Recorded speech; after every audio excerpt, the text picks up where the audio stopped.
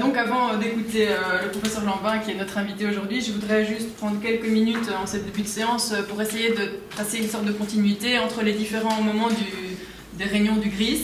Et donc voilà, pour ceux qui n'étaient pas là, ce ne sera pas un compte-rendu de ce qui s'est dit la fois passée, mais je voudrais néanmoins revenir sur certains points qui ont été soulevés peu dans le débat.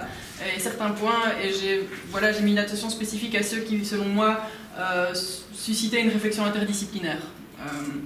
Alors avant de vous passer en revue ces quelques points que j'ai soulignés, je voudrais vous montrer le programme tel qu'il se dessine pour l'instant pour la suite des festivités. Alors je vous signale qu'il y a eu un petit changement parce que le 2 décembre, ce n'est plus Patrick Meffroy qui présentera, mais Olivier Vermeulen. Et Patrick Meffroy présentera le 27 janvier. Et nous avons pour l'instant déjà 2 conférenciers prévus pour le mois de février et mars. Donc Hervé Jean-Marc le mardi 24 février sur les questions liées aux énergies renouvelables et la question de l'énergie. Et ensuite Louis Possos qui prolongera cette réflexion dans le lien entre l'énergie, l'économie et le politique, comme il l'a dit en se présentant. Et je vous invite d'ores et déjà le 21 avril à une journée de séminaire qu'on organisera dans le cadre du GRIS et au cours de laquelle on invitera des philosophes de l'écologie. Alors dans notre programme, l'idée serait d'inviter Dominique Bourg et Victorio Eusle, mais c'est encore à confirmer. Mais donc voilà, l'idée serait de faire une journée autour de ces deux personnages marquants de la philosophie de l'écologie, avec organiser des tables rondes avec des répondants, etc. Alors, vous vous rappelez que, pour ceux qui étaient là la semaine passée, lors de l'introduction, j'avais présenté la crise écologique comme un problème qui se développe en strates. Il y a différents niveaux de profondeur du problème.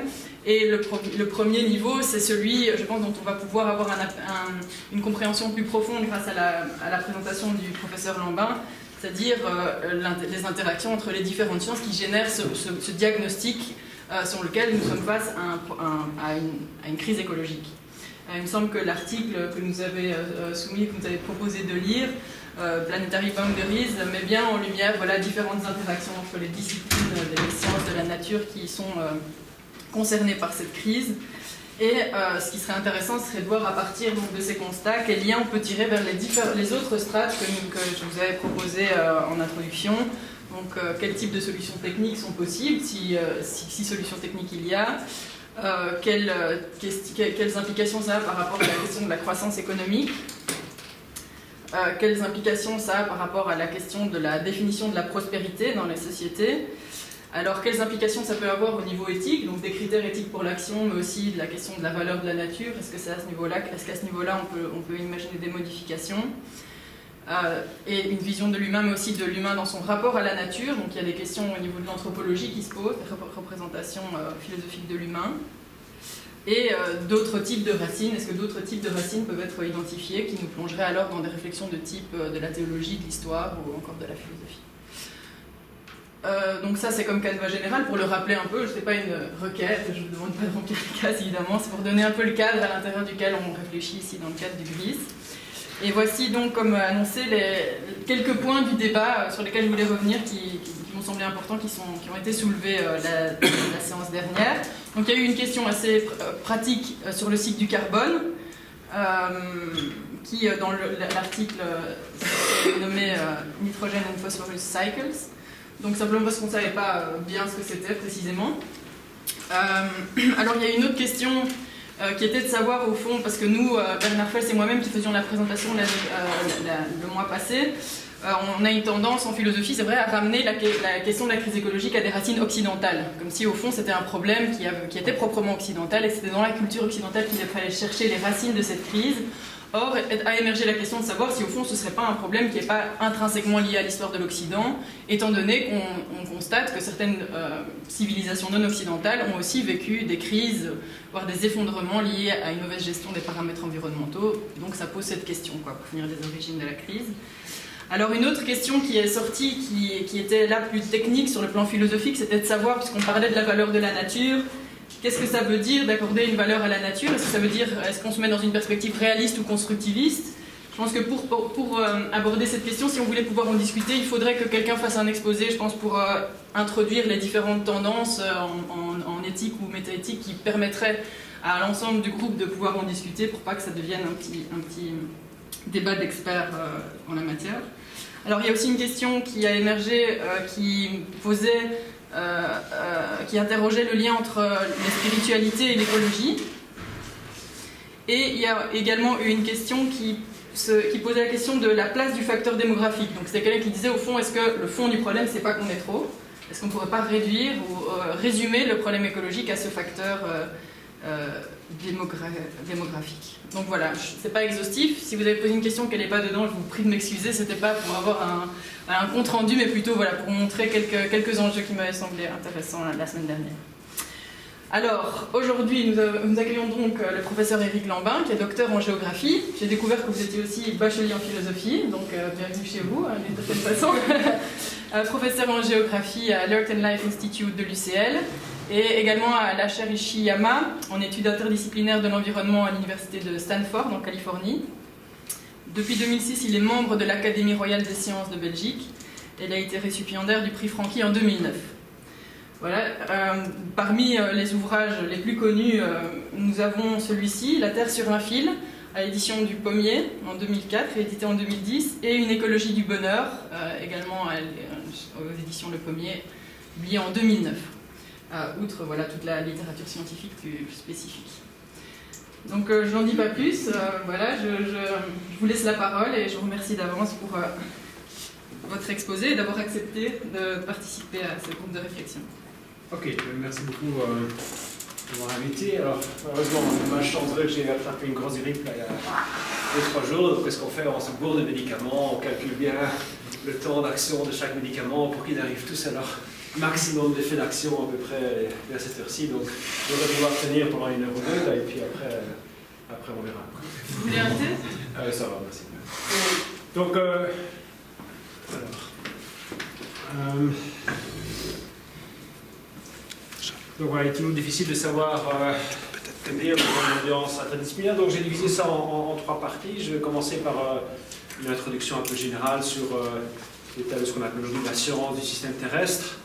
Ensuite, je vais parler de cet article que certains d'entre vous peut-être ont lu avant de venir sur ce concept de frontière planétaire qui, je pense, change un petit peu la manière dont on peut concevoir la crise écologique aujourd'hui. Et enfin, une première partie sur les choses auxquelles je m'intéresse plus dans ma recherche, disons, aujourd'hui, qui touche finalement plus à des problèmes de gouvernance, comment gouverner ces changements environnementaux, avec des changements assez importants, avec l'apparition d'acteurs privés qui sont très, très actifs dans ce domaine. Donc n'hésitez pas à m'interrompre, je pense qu'on peut avoir la discussion au cours de l'autre, on ne va pas nécessairement tout garder pour la fin, parce qu'il y a 3 parties un peu différentes. Donc il se fait que Patrick Meffroy, avec qui je travaille, je crois, depuis près de 10 ans, a été invité également. Donc on ne le savait pas au moment où on a accepté. Donc on a dit, bon, mais comment se divise le gâteau, puisque beaucoup de travaux sont communs. Donc voilà, quand je suis le premier, c'était pas des choses un peu plus générales, et puis Patrick prendra tout ce qui reste. Il verra un petit peu. Mais donc bon, commençons par des choses un peu... Tiens, qu'est-ce qui se passe ici? C'est drôle de couleurs. Bon. Il y a une couleur qui passe pas, mais c'est pas grave, ça fait une couleur orangée comme ça.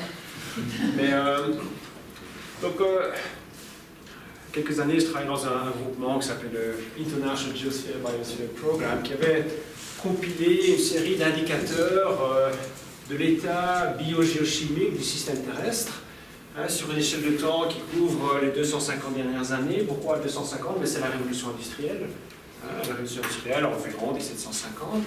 Et ce qu'on remarquait vraiment de manière assez importante, c'est que ce soit des indicateurs liés à l'état de l'atmosphère, chimie de l'atmosphère, le climat, océan, zone côtière, écosystème terrestre, on remarque ce qu'on a appelé à l'époque la grande accélération, à savoir que tous ces indicateurs commencent à croître ici à peu près à la révolution industrielle, mais les années 60 à peu près, donc c'est le début de la société de consommation, les Golden 60s, à la sortie de la Grande Guerre, la démocratisation, la généralisation de la consommation de masse est associée, dans le temps en tout cas, à une accélération quasi exponentielle d'une série d'indicateurs biogéophysiques.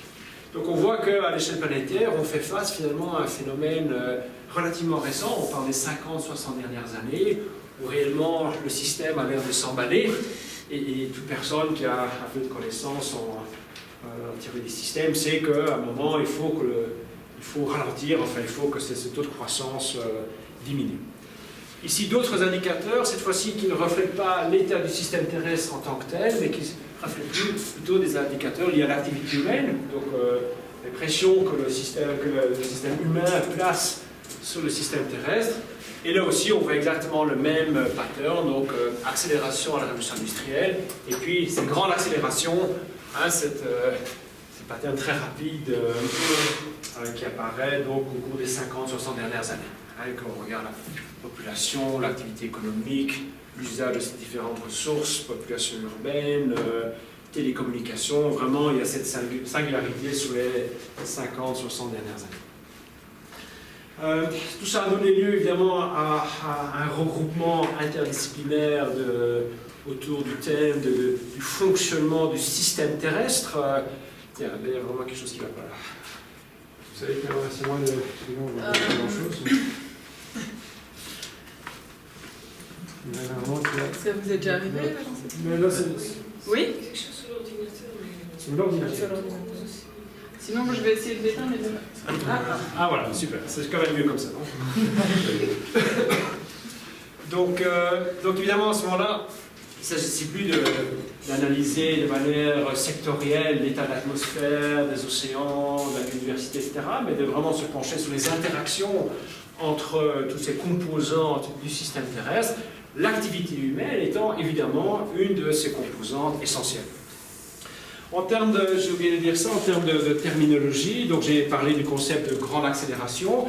Un autre concept important aussi, le concept d'anthropocène.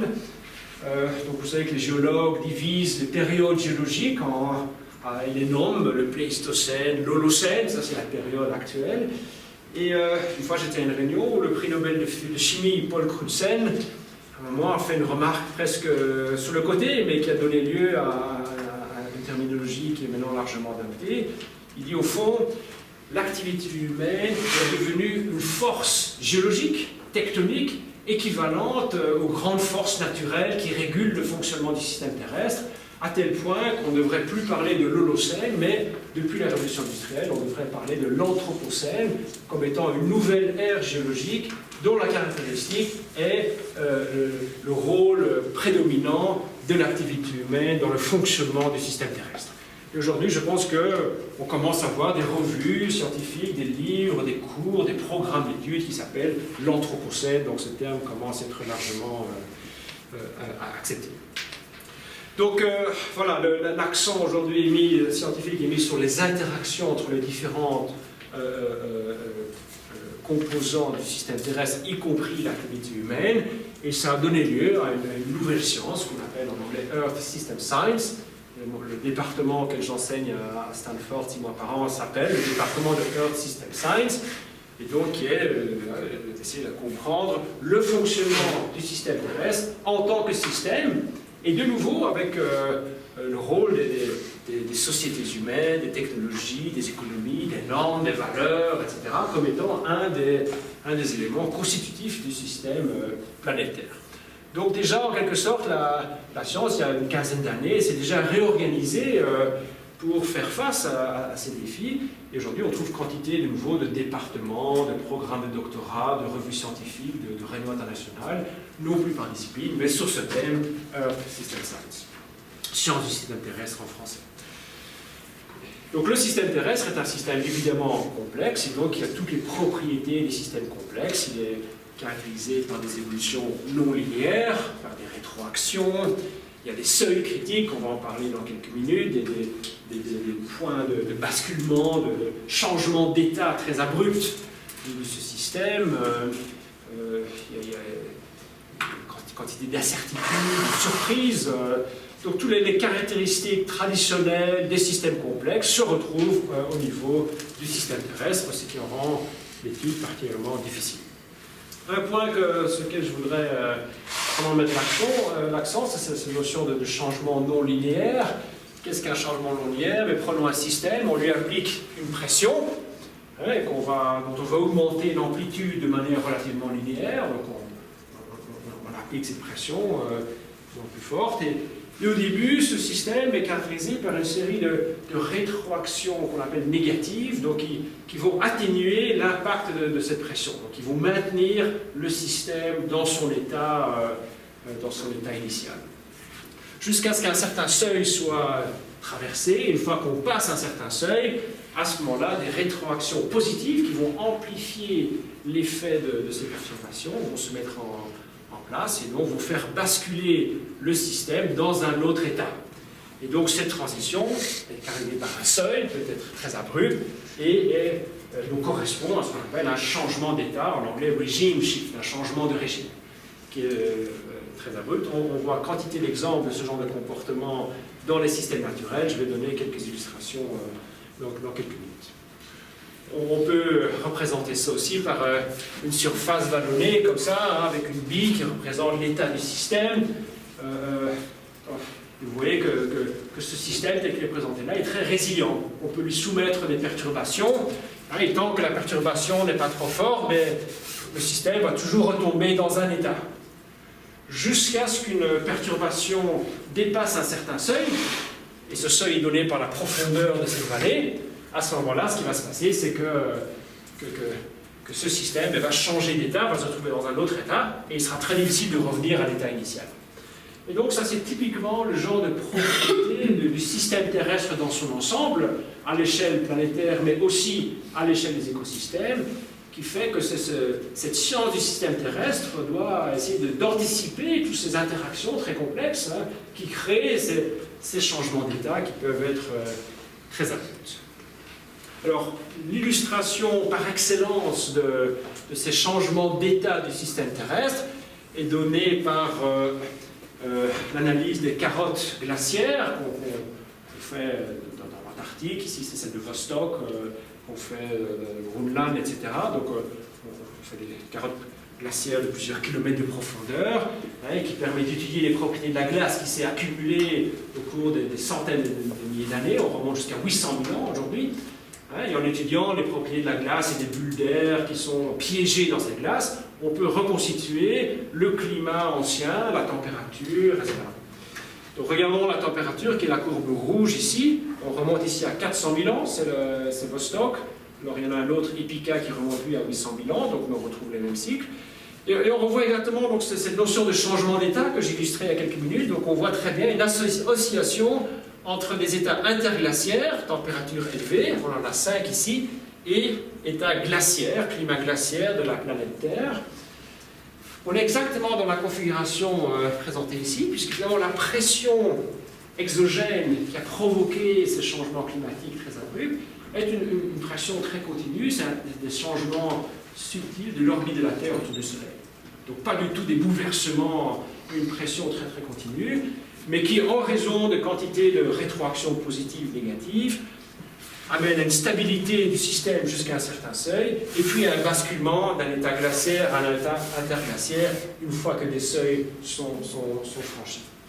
Donc c'est ce qu'on voit ici, interglaciaire, glaciaire. Regardez à quel point la transition du glaciaire à l'interglaciaire est abrupte, hein, à chaque situation. Donc on a vraiment un renversement, un changement complet du régime du système terrestre en réponse à ces perturbations exogènes. Aujourd'hui, on est dans cet interglaciaire-ci, l'Holocène, hein, qui est un interglaciaire exceptionnellement long et stable. Et on va revenir sur l'importance de ça dans quelques minutes. Et on cherche toujours des moyens de communiquer à une audience non spécialiste cette dynamique du système terrestre. Il y a quelques années, avec un dessinateur, mais justement quand j'avais écrit La Terre sur un fil, je me suis dit, est-ce qu'on peut trouver un graphisme qui illustre cette notion-là? Donc c'est un peu la notion du funambule. Le funambule n'est pas statique, c'est dynamique, mais par des rétroactions négatives, cherche toujours à stabiliser, hein, son état par des légers mouvements, des petits ajustements de son poids. C'est ce qu'on peut appeler la situation du Pléistocène, où l'espèce humaine n'était pas du tout un joueur de poids dans l'équilibre du système terrestre.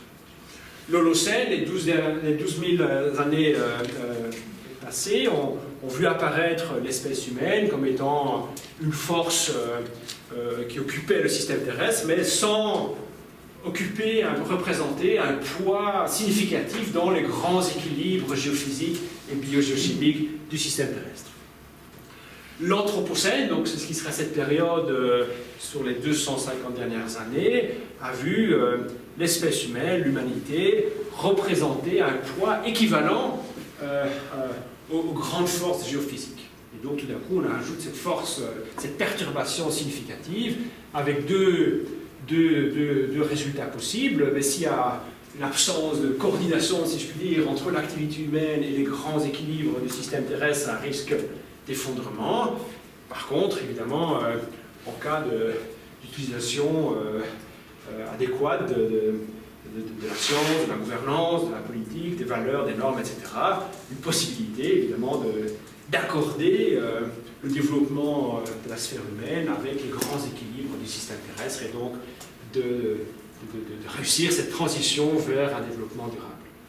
Et on voit, je reprends les mêmes graphiques que je montrais tout à l'heure ici, mais cette fois-ci sur une échelle de temps plus courte. Hein, elle varie de 1960 à 1950, enfin les 30-40 dernières années. On commence à voir des signes de transition de certains indicateurs vers un développement plus durable, par exemple les émissions de dioxyde de soufre en milieu urbain sont très largement stabilisées à l'échelle mondiale, elles ont diminué de 80% dans les villes des pays industrialisés. La production des chlorofluorocarbones qui était responsable de la destruction de la couche d'ozone a été complètement inversée avec le protocole de Montréal. Les zones protégées, on est à peu près à 12% de la surface terrestre aujourd'hui qui est complètement protégée. Donc la consommation d'énergie renouvelable qui augmente, la consommation de papier recyclé. Donc on commence à voir des indicateurs d'une transition sur certains indicateurs vers une gestion plus durable des ressources. Bon, voilà donc à titre d'introduction, ici quelques concepts de base, donc la grande accélération, l'anthropocène, la science du système terrestre, et cette notion ici de transition vers un développement durable. J'ajoute 2-3 exemples. Oui, alors j'ai oublié de dire, donc, comme Patrick, moi je travaille plutôt sur les changements dans l'utilisation du sol, les écosystèmes terrestres, donc on travaille sur des questions liées à la déforestation tropicale, l'expansion agricole, etc. Là aussi, Patrick et moi avons étudié au cours des dernières années une série de situations de transition dans une gestion plus durable des ressources. Ici, c'est le Costa Rica. Vous voyez qu'en 1940, c'était un pays essentiellement forestier. Si on remonte avant, on était à 98% de couverts forestiers. C'est un pays qui, dans les années 50-60, a connu énormément de déforestation. On parlait de la Hamburger Connection. C'était le Costa Rica était une zone de pâturage où toute la viande des États-Unis était produite. Et grâce à une série de politiques, aujourd'hui, un renversement complet de la déforestation, ce qu'on appelle une transition forestière. Aujourd'hui, on a plus de 50% du couvert forestier et une protection très efficace du couvert forestier. Donc on trouve là aussi une série d'indicateurs de la transition développement durable. Et bon, Patrick et moi travaillons depuis plusieurs années sur les facteurs politiques, démographiques, technologiques, etc., qui sont associés à ce genre de transition forestière dans ce cas-ci. Et donc là aussi, la science s'est également réorganisée, a également lancé une nouvelle discipline qui s'appelle Sustainability Science, dont ici on a la définition, je ne vais pas tout lire, mais qui est un peu le versant plus appliqué de la science du système terrestre, Earth System Science, dont je parlais il y a quelques minutes, qui est une science qui se concentre sur l'interaction entre l'activité humaine et l'environnement, mais avec un objectif très appliqué de comprendre, concevoir des politiques de gestion plus durable des ressources. Ok, donc voilà mon introduction. Ici, quelques concepts importants dans l'évolution du système terrestre.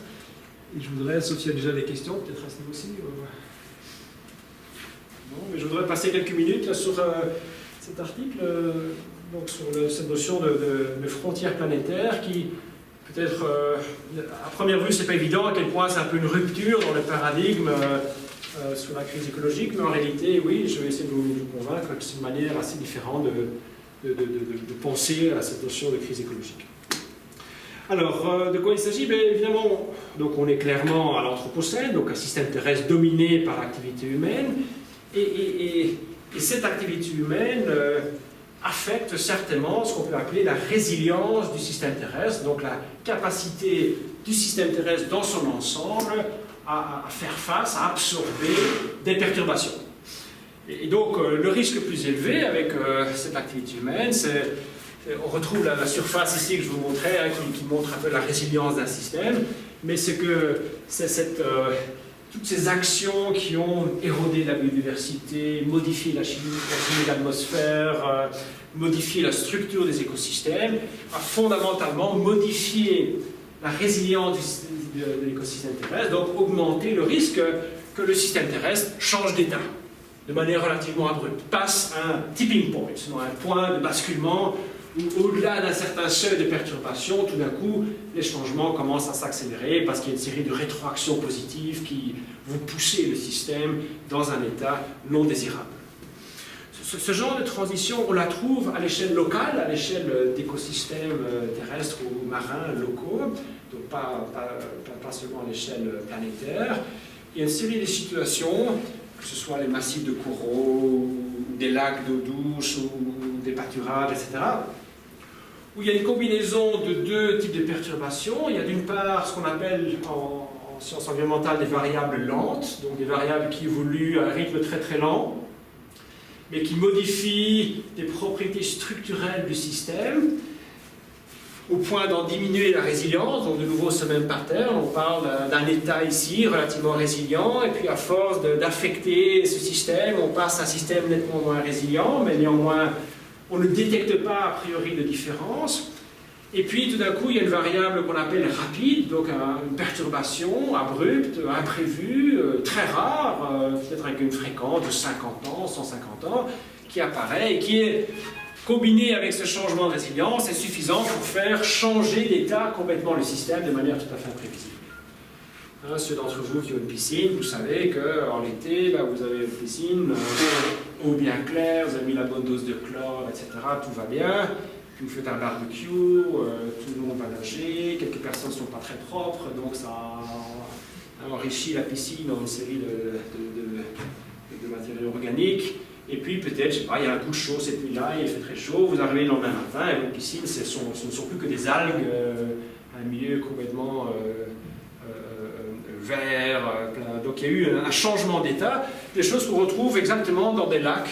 C'était très bien étudié dans les lacs du Wisconsin par exemple ou ailleurs, où aussi il y a un changement d'état très rapide parce qu'il y a une combinaison d'une part d'une variable lente, l'accumulation de nutriments, de phosphore, d'azote dans ces lacs liés à des activités agricoles, et puis une perturbation, peut-être une inondation, ou bien un été particulièrement chaud, ou un week-end particulièrement chaud, qui fait que ces systèmes changent complètement d'état.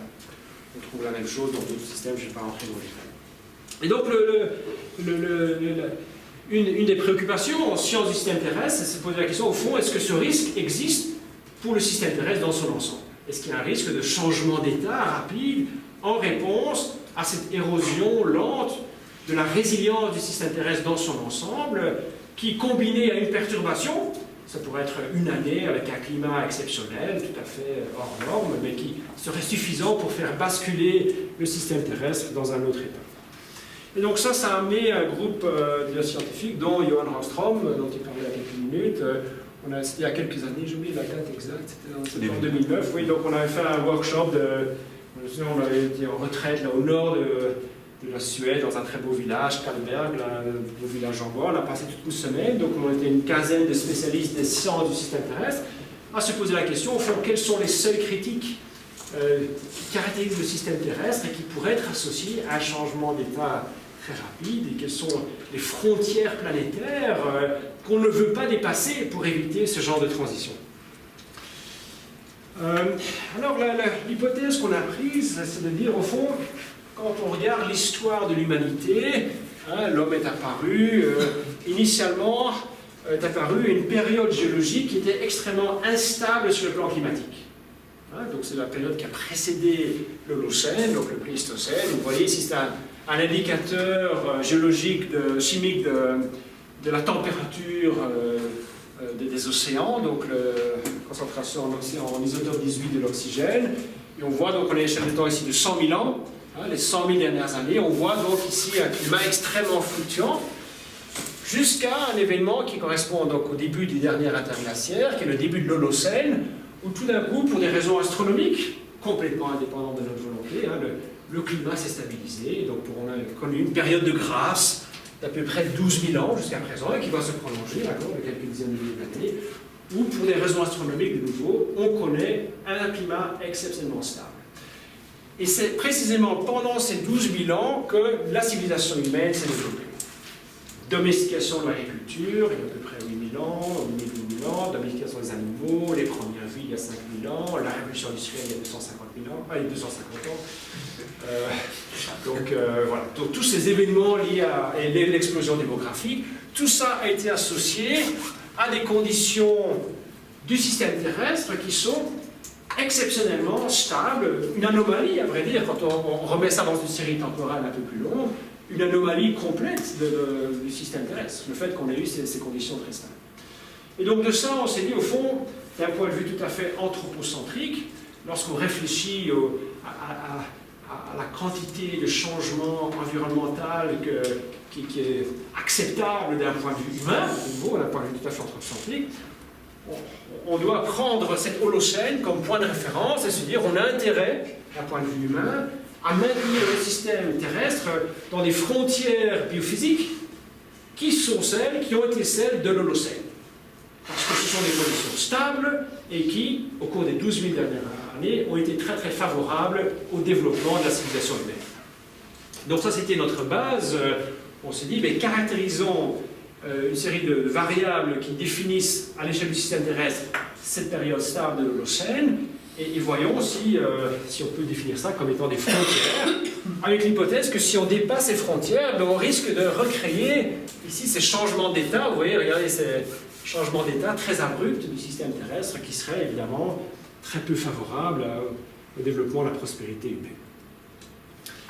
Et donc, de ce point de vue-là, on a défini ce concept donc, de frontières planétaires, c'est-à-dire, par exemple, si on prend donc, une variable de contrôle comme la concentration de l'atmosphère en dioxyde de carbone, hein, ben voilà, on sait, parce qu'on a l'archive climatique du système terrestre, que lorsqu'on dépasse un certain seuil de concentration de dioxyde de carbone, ben, il y a non seulement un réchauffement du climat, mais vraiment un changement de régime climatique assez abrupt, qui mènerait à des conditions peu habitables, peu favorables à la prospérité humaine.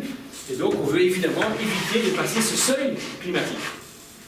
Alors, le seuil, c'est une chose, mais il n'est pas connu avec grande précision. Il y a quand même encore des incertitudes scientifiques. Donc, on a défini une zone d'incertitude, et donc on a défini une frontière planétaire, qui est une espèce de distance de sécurité d'un seuil biophysique bien identifié. Et donc, pour certaines variables de contrôle, on peut documenter dans l'histoire récente du système terrestre des changements de régime associés au dépassement du seuil. Et dans d'autres cas, on n'a pas vraiment, comme par exemple l'érosion de la biodiversité, on ne peut pas dire, tiens, on peut documenter que si la biodiversité mondiale descend sous un certain seuil, vraiment on aura des conséquences catastrophiques.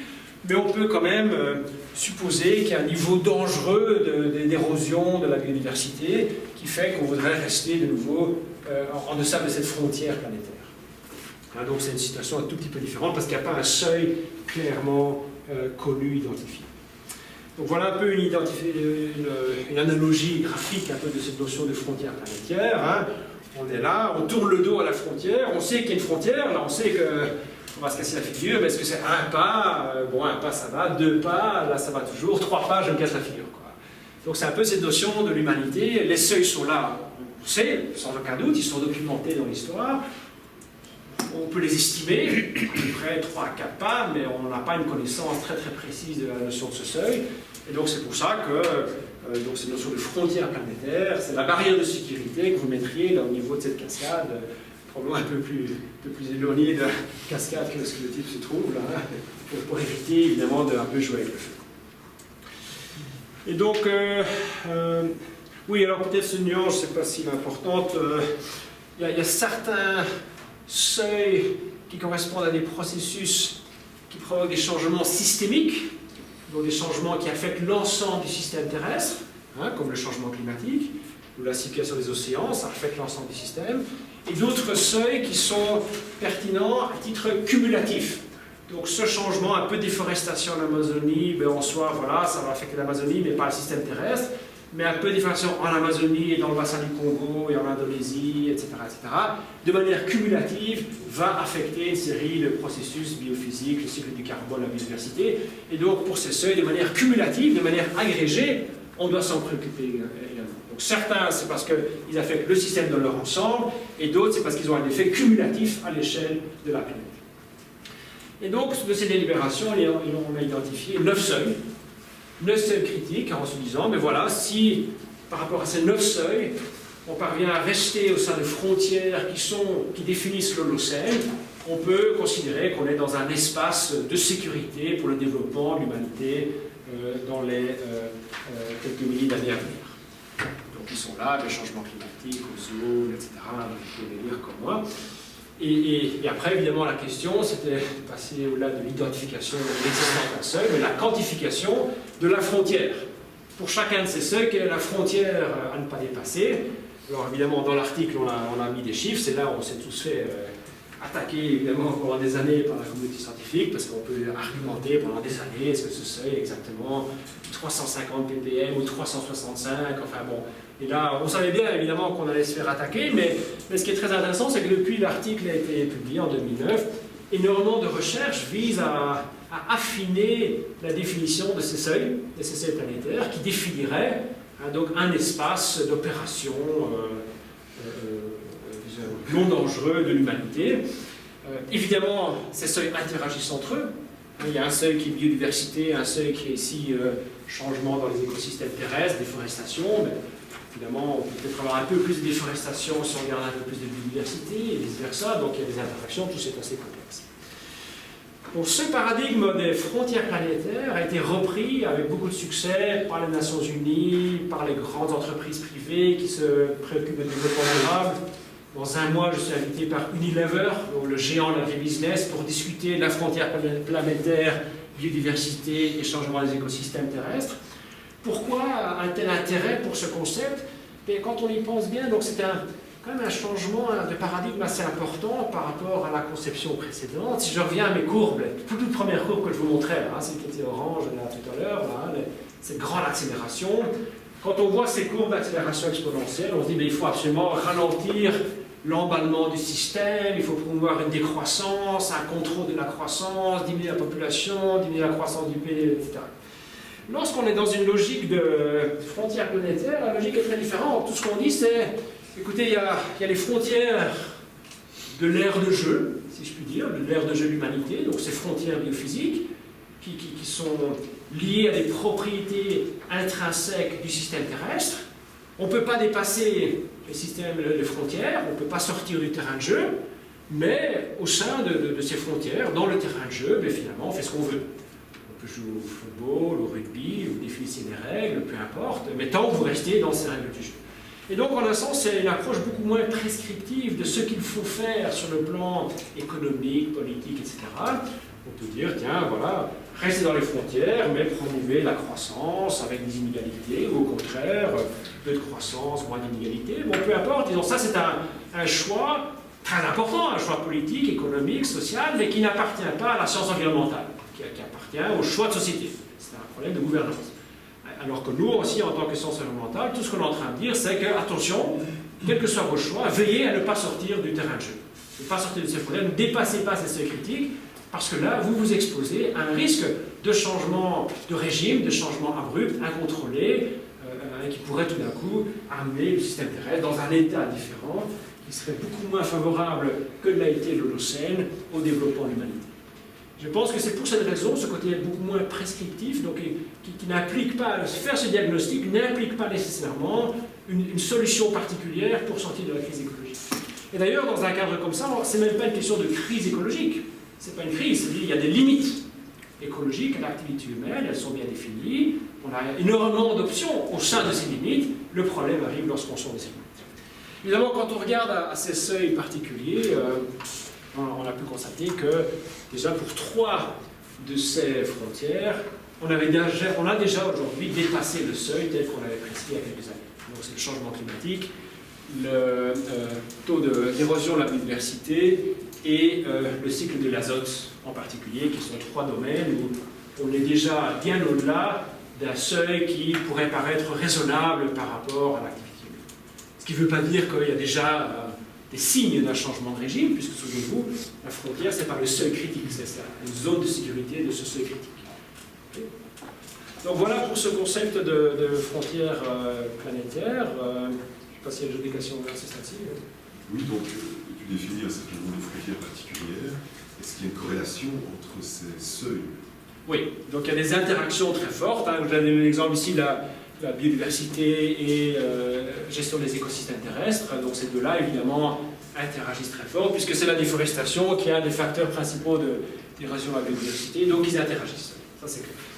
Et donc, il y a un peu de marge de manœuvre en disant, bon, on postule un petit peu plus loin, et donc, des conséquences sur l'autre. Donc voilà, mais bon, ça ajoute une marge d'incertitude autour des seuils, mais le concept quand même reste, je pense, d'application. Oui, j'ai quelque chose que j'ai pas compris. Vous dites que si on dépasse ces seuils, on risque de tomber dans un nouvel état. Mais qu'est-ce qui nous dit que cet état sera néfaste pour l'humanité? Néfaste, mais de nouveau, l'a priori qu'on a pris est de dire, comme on ne peut pas répondre à cette question, est de dire, tout ce qu'on sait avec certitude, c'est que les conditions de l'Holocène, les 12 ont été favorables au développement de la civilisation humaine.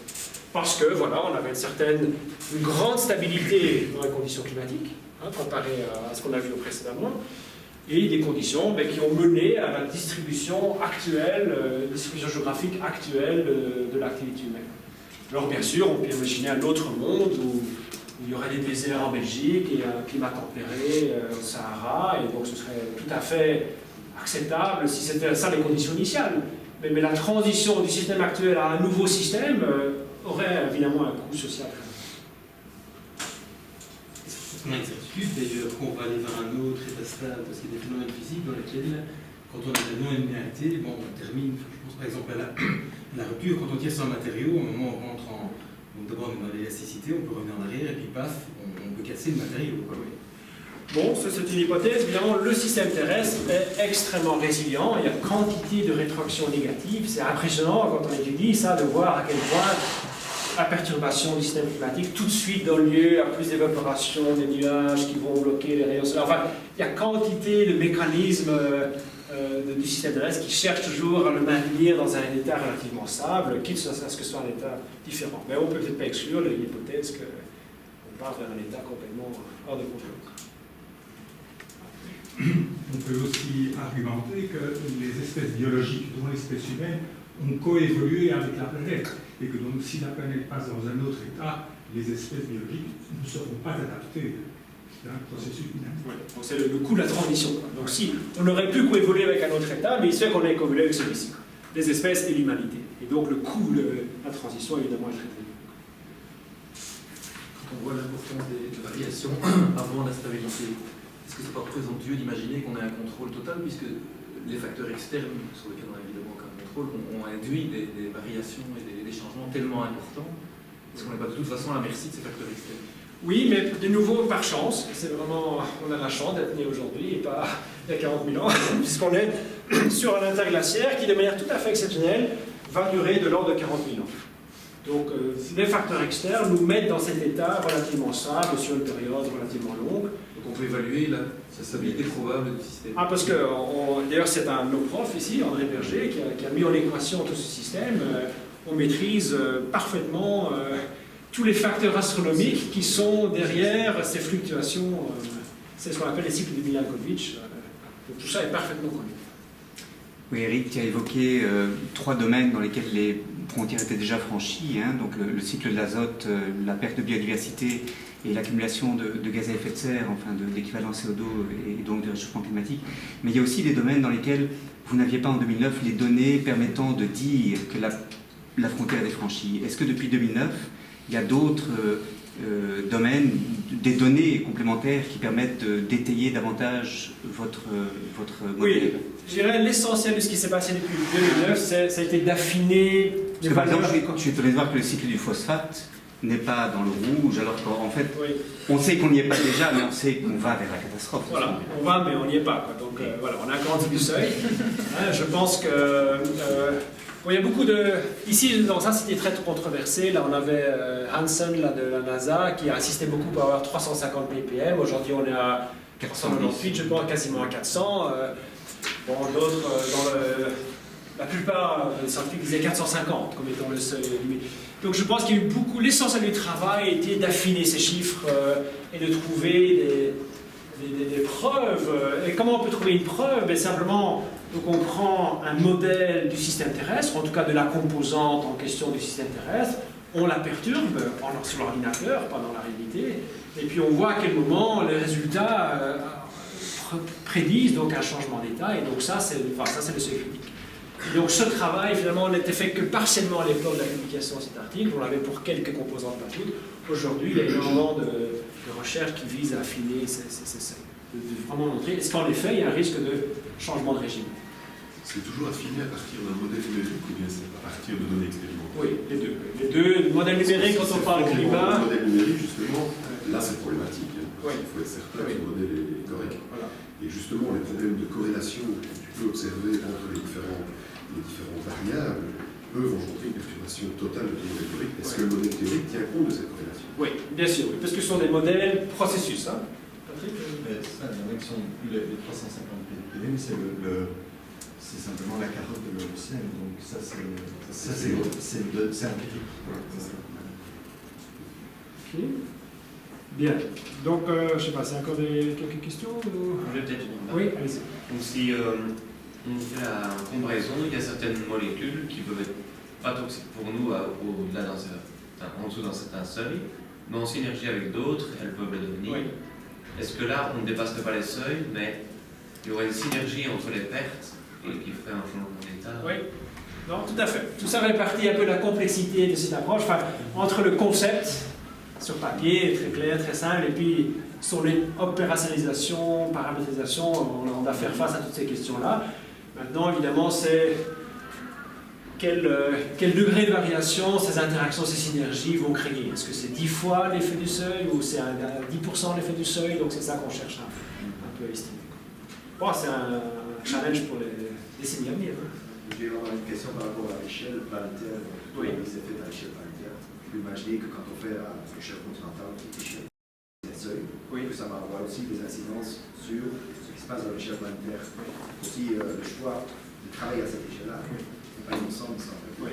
Et c'est là où cette distinction que j'ai faite entre les problèmes systémiques, où qu'ils se produisent, ils affectent le système dans son ensemble, et les phénomènes cumulatifs, qui se produisent à des endroits différents, mais dont l'accumulation à l'échelle mondiale. Donc cette distinction est très importante de ce point de vue. La problématique population n'apparaît pas du tout. Il n'y a pas un seuil lié à la problématique de population humaine au niveau. Donc alors ici, de nouveau, l'accent était d'identifier des frontières bio-géophysiques liées au fonctionnement du système terrestre. Pour séparer complètement la question humaine et dire, bon, mais selon quel modèle de société va-t-on choisir pour rester au sein des frontières? La population humaine peut être appréhendée d'un point de vue strictement écologique, de se dire c'est une espèce particulière ou sur un certain seuil, ça collapse. Donc, je veux dire, disons, c'est pas tellement le nombre de personnes, mais c'est ce qu'ils vont consommer en énergie, en matériaux, etc., comment ils vont se déplacer. Donc c'est plus le mode de vie énorme. Et donc justement, il y a la volonté de séparer complètement cette question-là. Alors maintenant, au sein des frontières, on peut dire, c'est un choix, on dit une population de 10 milliards qui consomme, qui est complètement végétarienne, ça marche. Ou alors il faut une population de 2 milliards qui mange 3 steaks par jour, ça marche aussi. Disons, tout ça, ça reste... on sépare ça complètement de la question du périmètre pour justement dépolitiser un petit peu, disons, la question, la contribution de la science environnementale. Oui, je veux dire, ça n'empêche pas la possibilité que quelqu'un puisse montrer qu'il y a un seuil de population au-delà duquel il est physiquement impossible de rester dans la frontière, mais c'est une question. Juste pour ajouter, des gens ne peuvent pas habiter dans les forêts ou dans le désert, comme vous avez dit, donc je veux dire, c'est quand même, je suis plutôt d'accord que c'est vraiment lié parce que vous dites c'est uniquement une question de consommation. Mais c'est pas uniquement, c'est juste une question de la surface aussi, parce que, comme je dis, ils ne peuvent pas habiter dans la forêt, donc ils doivent détruire la forêt pour avoir une maison ou quelque chose. Les gens peuvent habiter dans la forêt, ils ont habité dans la forêt pendant des générations et des générations, habitent toujours, les Pygmées habitent toujours dans la forêt, les Touaregs habitent toujours dans le désert, donc de nouveau, c'est pas tellement le nombre de Touaregs, c'est leur mode de vie. Donc, je veux dire, il faut juste un espace. je peux pas répéter s'il y a des arbres partout, il faut juste quelque chose pour dormir. C'est juste.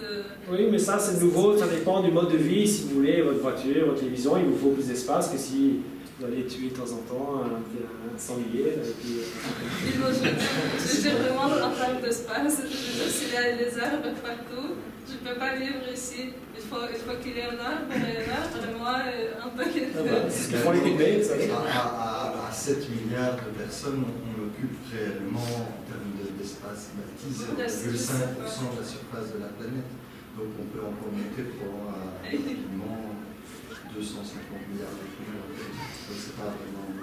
Oui, je voulais vous demander, vous avez dit que les seuils étaient assez contestés, ces chiffres, chacun un peu sa limite. Est-ce qu'il y a un consensus qui s'établit et qui est utilisé maintenant? Oui. Quand je dis contesté, enfin, c'est le processus normal de la science. Hein. C'est que, vous savez, tel qu'il y a un public, tout le monde dit mais non, c'est pas ça, etc. Donc pas du tout en dehors des normes de la pratique scientifique, mais disons, oui, je pense qu'il y a certains seuils pour lesquels il y a convergence. Et d'autres, on se dit, tiens, on n'a pas encore assez d'outils, de données, etc. pour vraiment... Bon, moins qui me pose problème, c'est la biodiversité. On n'a pas vraiment d'éléments objectifs pour dire que l'humanité ne pourrait pas vivre avec 10 fois moins de biodiversité qu'on a aujourd'hui. Il y a quelques éléments, oui, on peut dire la pollinisation, les espèces, etc. Mais bon, il y a certains qui sont plus difficiles à établir que d'autres, parce que le bénéfice de la biodiversité, par exemple, c'est d'augmenter la résilience face à des catastrophes, plutôt que vraiment contribuer en tant que tel à la productivité en conditions moyennes. Et donc ça veut dire que pour trouver ce seuil de biodiversité, il faut pouvoir concevoir quel est le degré de perturbation auquel on doit pouvoir faire face. Donc vous voyez, ça rend cette question-là plus difficile que le CO2. On dit, bon, à partir de quelle concentration de CO2, la température va dépasser les 2 degrés. Là, ça c'est une question physique, je ne veux pas dire simple, parce qu'on a des équipes qui se cassent les dents là-dessus depuis des années, mais quand même un peu plus linéaire que la question de la biodiversité. Mais bon, ça fait partie du travail scientifique, enfin ça bouge, ça converge, ça travaille là-dessus. Ok, je vais peut-être passer à la troisième partie, donc qui est un peu liée à ceci, mais puisque finalement cette notion de frontières planétaires nous dit qu'une fois qu'elles ont été comprises, quantifiées, identifiées, ce qu'on fait au sein de ces frontières, mais ça finalement c'est un peu une question de choix, de priorité et de gouvernance, de la manière dont on va gérer ces nouvelles données. Or là, il y a quand même des évolutions intéressantes qui sont, d'une part, la modélisation économique change la donne de la manière dont on peut gérer l'économie mondiale, la population, les échanges, l'information, l'échange des normes, etc. Et donc ça nous a obligés à revoir de manière assez fondamentale comment penser à la manière dont on peut piloter le navire en quelque sorte. Donc je vous l'ai dit, je travaille essentiellement dans le domaine de l'utilisation du sol, ce qu'on appelle la use, donc dans l'autre domaine, de manière traditionnelle, disons dans un monde pré-mondialisation ou mondialisation modérée. La gouvernance de l'utilisation du sol se fait essentiellement par ce qu'on appelle les instruments commande et contrôle, donc des politiques publiques qui dictent, qui établissent des critères, des restrictions à certaines activités. On peut faire un zonage d'utilisation du sol en disant ça c'est un parc national, ça c'est une concession forestière. Donc des méthodes assez traditionnelles. Avec la mondialisation, évidemment, l'essentiel des biens produits à un endroit sont consommés dans un autre endroit. Il y a des flux financiers majeurs d'investissement dans des activités qui traversent les frontières. On a accès à une information sur l'état des ressources à l'échelle mondiale. Il y a des nouvelles formes de gouvernance qui se mettent en place, avec d'une part les traités internationaux sur l'environnement, d'autre part les organisations non gouvernementales qui sont elles-mêmes vraiment l'organisation transnationale par excellence, quand on pense à Greenpeace, des choses comme ça, mais également les compagnies privées, les grands groupes industriels qui sont devenus des acteurs essentiels dans ce domaine. Donc dans notre domaine, l'utilisation du sol, à peu près, le chiffre moyen est l'équivalent de 25% des terres utilisées à un endroit dans la planète sont pour une production qui va être consommée dans un autre pays que l'endroit où c'était produit. C'est-à-dire que les décisions des consommateurs dans un pays ont des répercussions via les canaux du commerce international sur les conditions environnementales des pays relativement éloignés et qui ont peu de contrôle sur ces facteurs donc, au niveau de la demande. Donc ça, typiquement, ici, un champ de soja dans le Cerrado brésilien. Vous voyez, là, on parle de champs qui font 10 000, 20 000 hectares. Vous voyez, donc l'armée de moissonneuses-batteuses qui se sert pour mettre 80% de ce soja va être exporté vers la Chine ou vers l'Europe, vers la Chine pour la consommation animale, vers l'Europe aussi. Donc le déplacement de l'empreinte écologique via le commerce mondial, aujourd'hui, est devenu une donnée dominante de la manière dont les changements environnementaux se produisent. L'essentiel des changements environnementaux sont liés à des activités en dehors des frontières. Donc il y a le phénomène de offshoring ou outsourcing de l'empreinte écologique. Donc ça, évidemment, ça a des implications très fortes sur la manière dont on peut gouverner l'impact écologique. Les politiques nationales, publiques, traditionnelles, le type donc commande et contrôle, ont un impact de plus en plus faible sur l'usage des ressources dans leur territoire, à cause évidemment de soit un risque de déplacement lorsqu'un pays régule l'usage de ses forêts, par exemple, il y a immédiatement une augmentation des importations de ressources en bois du pays voisin, donc le commerce international très rapidement annule l'effet de la politique nationale par un déplacement géographique, et que de plus en plus, ce sont les choix des acteurs économiques en dehors des frontières qui vont conditionner l'impact environnemental dans une frontière, dans un pays donné. Alors ça, c'était quelque chose qui était bien compris par des organisations comme le Fonds mondial pour la nature, WWF, qui, il y a quelques années, avait proposé ce schéma en disant, au fond, on a 7 milliards de consommateurs, dont les choix de consommation quotidiens ont une influence sur l'environnement. Dans le domaine agricole, on a un bon milliard de producteurs, de nouveau répartis dans plusieurs pays, dont les choix vont avoir un impact sur l'environnement. Très difficile de convaincre 7 milliards de consommateurs de changer leurs normes de consommation, d'adopter une consommation plus responsable. Très difficile de convaincre et surtout de donner les moyens à 1 milliard de petits producteurs de changer leurs pratiques. Ce sont souvent des gens qui vivent quand même proche d'un seuil de pauvreté, qui n'ont pas nécessairement le capital ou la connaissance, l'éducation pour investir dans des pratiques.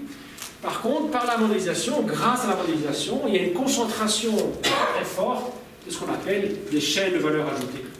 Donc c'est-à-dire l'ensemble des acteurs économiques qui amènent les biens produits par ce milliard de producteurs dans l'assiette de ce 7 milliards de consommateurs. On peut considérer que dans le domaine agricole et forestier, l'essentiel de ce commerce passe dans les mains de pas plus que 300 à 400 grandes compagnies internationales. Si on prend des secteurs particuliers, le café par exemple, vous avez 70% du commerce international de café dans les mains de 5 grandes compagnies privées. Pour la banane, c'est 3. Avec 3 compagnies privées, vous avez à peu près 80% du commerce international de la banane.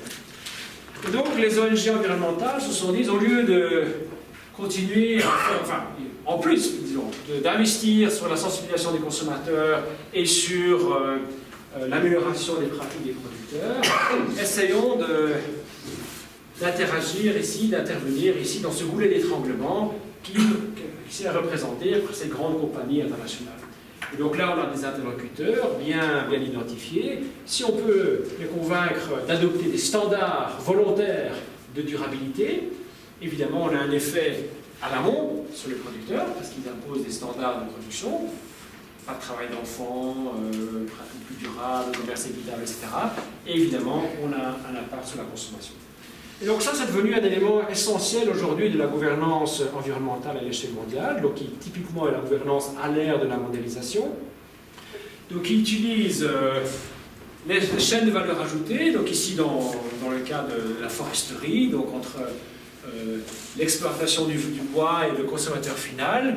Donc pour chacun de ces produits, l'idée c'est de dire à quel point de cette chaîne de valeur ajoutée l'activité est la plus concentrée. À quel point de cette chaîne de valeur ajoutée il y a le moins d'acteurs et à quel point on peut avoir le plus d'impact en forçant ces acteurs à adopter quelques standards environnementaux.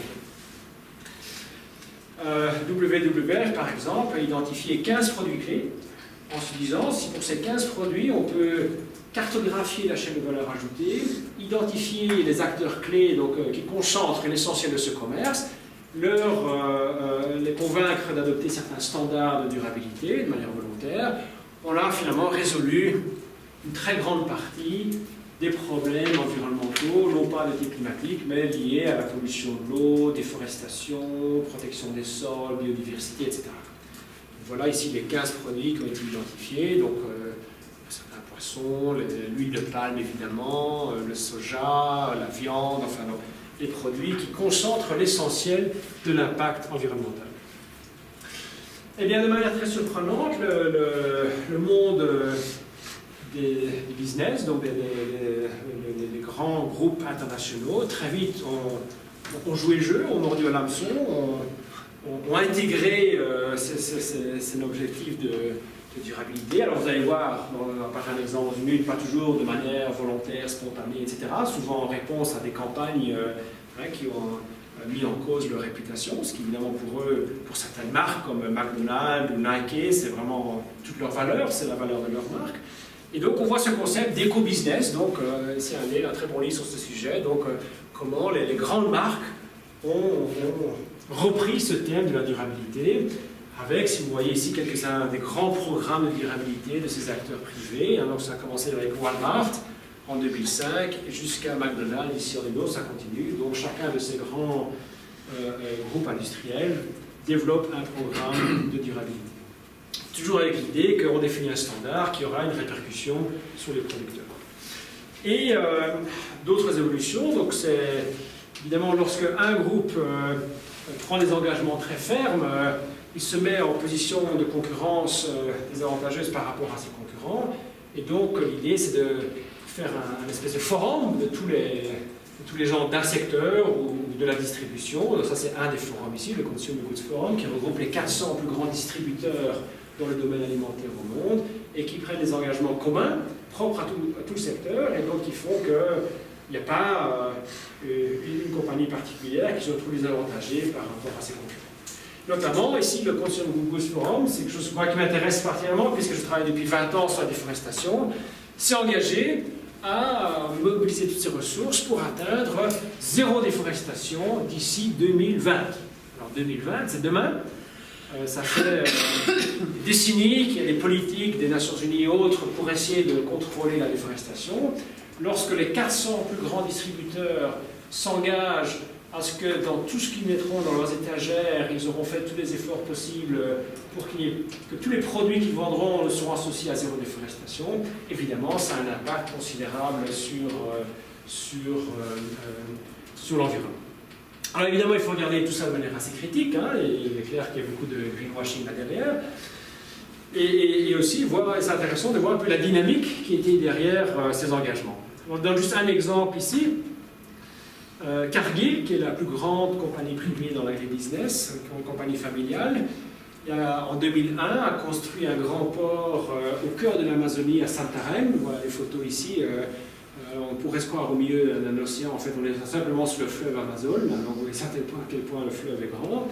Donc un grand fleuve pour essayer de récolter tout le soja de l'Amazonie. Tout de suite les ONG environnementales ont fait campagne contre Cargill en disant voilà vous allez accélérer la déforestation amazonienne. Donc d'abord ils sont attaqués à Cargill. Aucun impact, pourquoi? Parce que quand vous allez au magasin, jamais vous n'achetez une marque Cargill. Vous ne voyez jamais Cargill en tant que produit. Cargill est un intermédiaire qui a une série d'autres marques. Donc là, ils ont très vite changé le fusil d'épaule. Ils se sont dit, au fond, ce n'est pas Cargill qu'on veut acheter, c'est des grandes marques qui achètent des produits Cargill. Ils ont tout de suite identifié McDonald's qui, dans ses hamburgers, a des poulets, du bœuf, qui est en partie nourri de soja qui est vendu en partie par Cargill. Et donc Greenpeace a fait une campagne en 2006 accusant donc McDonald's de contribuer à la déforestation d'Amazonie. McDonald's, bon, il dit j'ai rien à voir avec ça, il prend son téléphone, le CO, téléphone à Cargill, il dit écoute, qu'est-ce que c'est cette affaire? Moi je veux que tu me règles cette histoire-là, donc je veux plus de déforestation dans le soja que tu me vends, parce que moi j'ai Greenpeace qui est devant tous mes bureaux, devant mes magasins McDonald's ici, c'est pas bon pour mon business. Les médias ont été un troisième acteur, donc il y a les ONG, les compagnies privées, les médias ont fait écho très très large de cette campagne, hein, avec ici disant voilà Greenpeace dit McDonald's alimente la destruction des forêts tropicales, etc. Et alors que la déforestation amazonienne est un problème immense, quasiment insoluble depuis une trentaine d'années, en 3 mois, le problème a quasiment été résolu.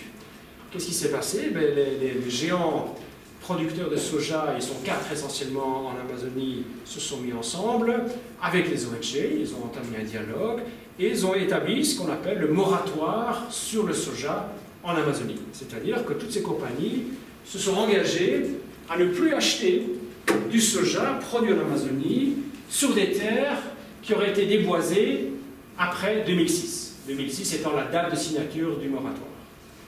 Alors comment ça marche? Moi l'année passée j'étais là donc, au port de Santarém, donc il y a le camion qui arrive avec ses 30 tonnes de soja, de déposer donc, au silo. Alors on lui dit écoutez, garez-vous là quelques minutes, donnez-moi le titre de propriété de la ferme d'où vient ce soja.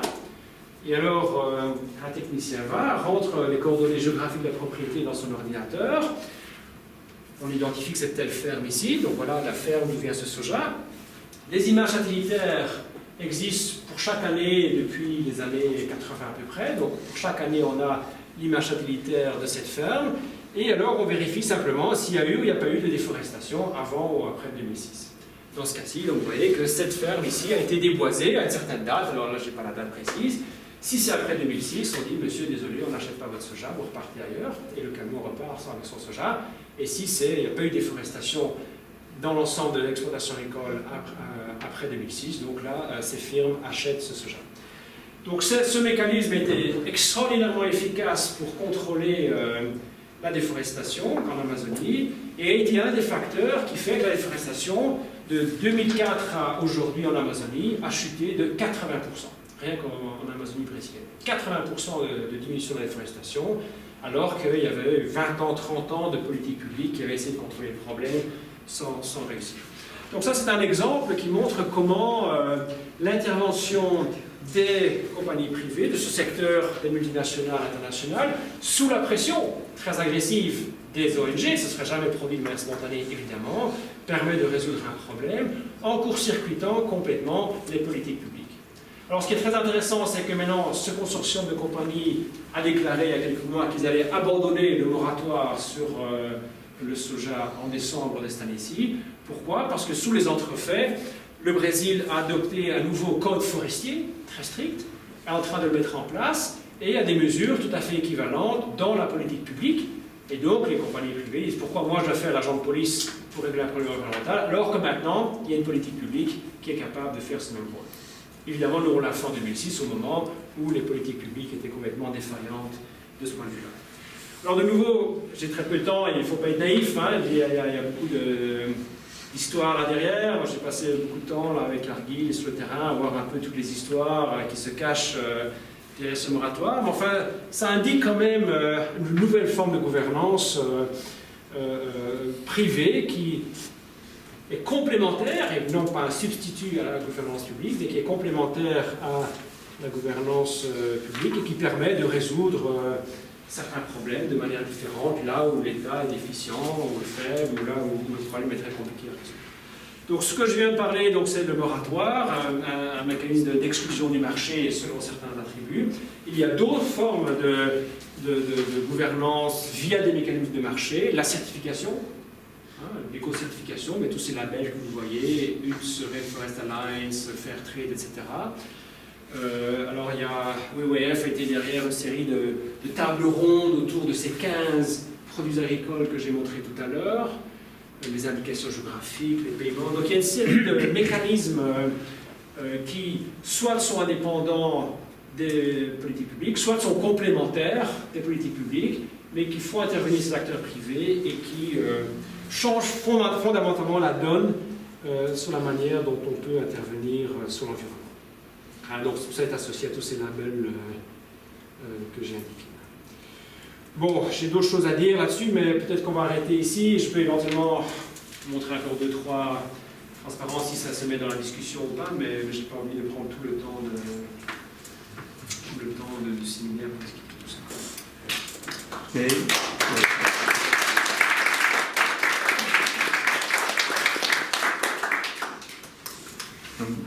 Eric, d'abord merci beaucoup pour un très beau panorama à la fois des défis qui nous sont posés et quelques solutions. Je voudrais relier ce que tu viens de dire concernant la possibilité d'améliorer les pratiques en ciblant les acteurs qui peuvent, par l'effet de levier en quelque sorte sur le marché, exercer la plus forte influence sur les pratiques, à des articles que tu as écrits, dont je me suis servi d'ailleurs, où tu montres bien que le fond du problème, c'est au fond la mise en concurrence de populations de différentes régions du monde pour les mêmes ressources, alors que leur pouvoir d'achat est très différent. Quand on regarde, tu as évoqué ce problème de la consommation de viande produite à partir de bétail nourri au soja importé du Brésil et d'Argentine, quand on regarde le problème des agrocarburants, quand on regarde tout ce qui concerne, je dirais, notre consommation de luxe, qui est aujourd'hui en concurrence avec le besoin essentiel des populations des pays pauvres, dont le pouvoir d'achat est très insuffisant pour répondre à leurs propres besoins, ces mêmes ressources. Et donc, moi je suis convaincu que les bonnes pratiques ne sont pas un substitut à, au fond, soit une égalisation des revenus à l'échelle mondiale, la justice entre différentes régions du monde étant de nature à réduire ce problème de la concurrence entre les besoins de luxe des uns et les besoins essentiels des autres, soit à des réglementations publiques qui mettent un frein au développement du commerce international. Et tu as fait allusion un petit peu à ça. Tu as montré par exemple que les émissions ou plutôt la production de gaz fluorocarbone était réduite grâce au protocole de Montréal qui effectivement a imposé des sanctions commerciales. Tu as aussi évoqué le lien entre le développement du commerce international et l'impact écologique que nous avons. Et donc, voilà, ma question, c'est au fond de savoir si le fond du problème n'est pas cette mise en concurrence à travers le canal du commerce international. Non, je pense, derrière ta question, il y a probablement ce qui est le défi le plus grand du XXIe siècle par rapport à cette question-là, c'est quel équilibre entre régulation publique et régulation privée. On a ces acteurs privés qui ont une position dominante dans tout ce commerce, qui prennent des décisions qui affectent le commun des mortels, sans que ces firmes privées aient à rendre des comptes face à des électeurs, mais néanmoins qui sont une énorme source de prospérité, de progrès potentiel lorsqu'ils adoptent des normes et standards, mais qui, en l'absence de régulation, peut avoir des effets dramatiques. Je pense que tu faisais vraiment allusion à l'histoire de la quinoa. La quinoa était la nourriture de base de la population andine pendant des générations et des générations. Tout d'un coup, c'est devenu un produit phare de la consommation bio en Europe et aux États-Unis. Il y a une spécialisation complète de ces terroirs où les cultures traditionnelles, avec toutes leurs variétés génétiques, étaient abandonnées, les pâturages ont été convertis en champs de quinoa pour répondre à ce besoin des marchés externes. Les populations traditionnelles andines n'avaient plus accès à leur nourriture de base, la quinoa. Et aujourd'hui, on leur dit, ah oui, mais vous savez, on a fait une recherche génétique, maintenant on fait pousser la quinoa en SB, en sud de la France, donc on n'a plus besoin de votre quinoa. Et donc, la transition de ces systèmes. Mais en attendant, quand même, ce qu'on peut voir, c'est que ça a été une source de revenus considérable, dans ce cas-là en particulier, ça a été une source de prospérité, et que des acteurs qui finalement ont eu la liberté de dire, moi je joue le jeu de la quinoa, ou je continue sur mes cultures traditionnelles, la plupart ont pris la décision de jouer cette carte des marchés internationaux. Donc, est-ce qu'on aurait pu dire, ben voilà, on a interdit à cette population de commercialiser du quinoa sur le marché mondial? Moi, je trouve, pour moi, par rapport à ma sensibilité personnelle, c'est un degré d'interventionnisme trop élevé par rapport à ma conviction politique. Je pense qu'il faut un minimum de liberté à ces producteurs.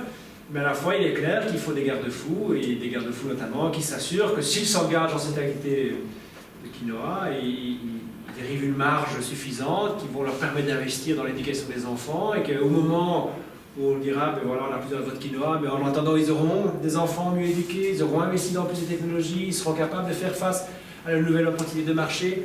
Et donc, quel est l'équilibre à trouver entre donc, ces opportunités créées par la mondialisation, qui sont extraordinaires lorsqu'elle devient vertueuse, et l'intervention des pouvoirs publics pour essayer d'atténuer tous ces effets pervers auxquels tu faisais allusion.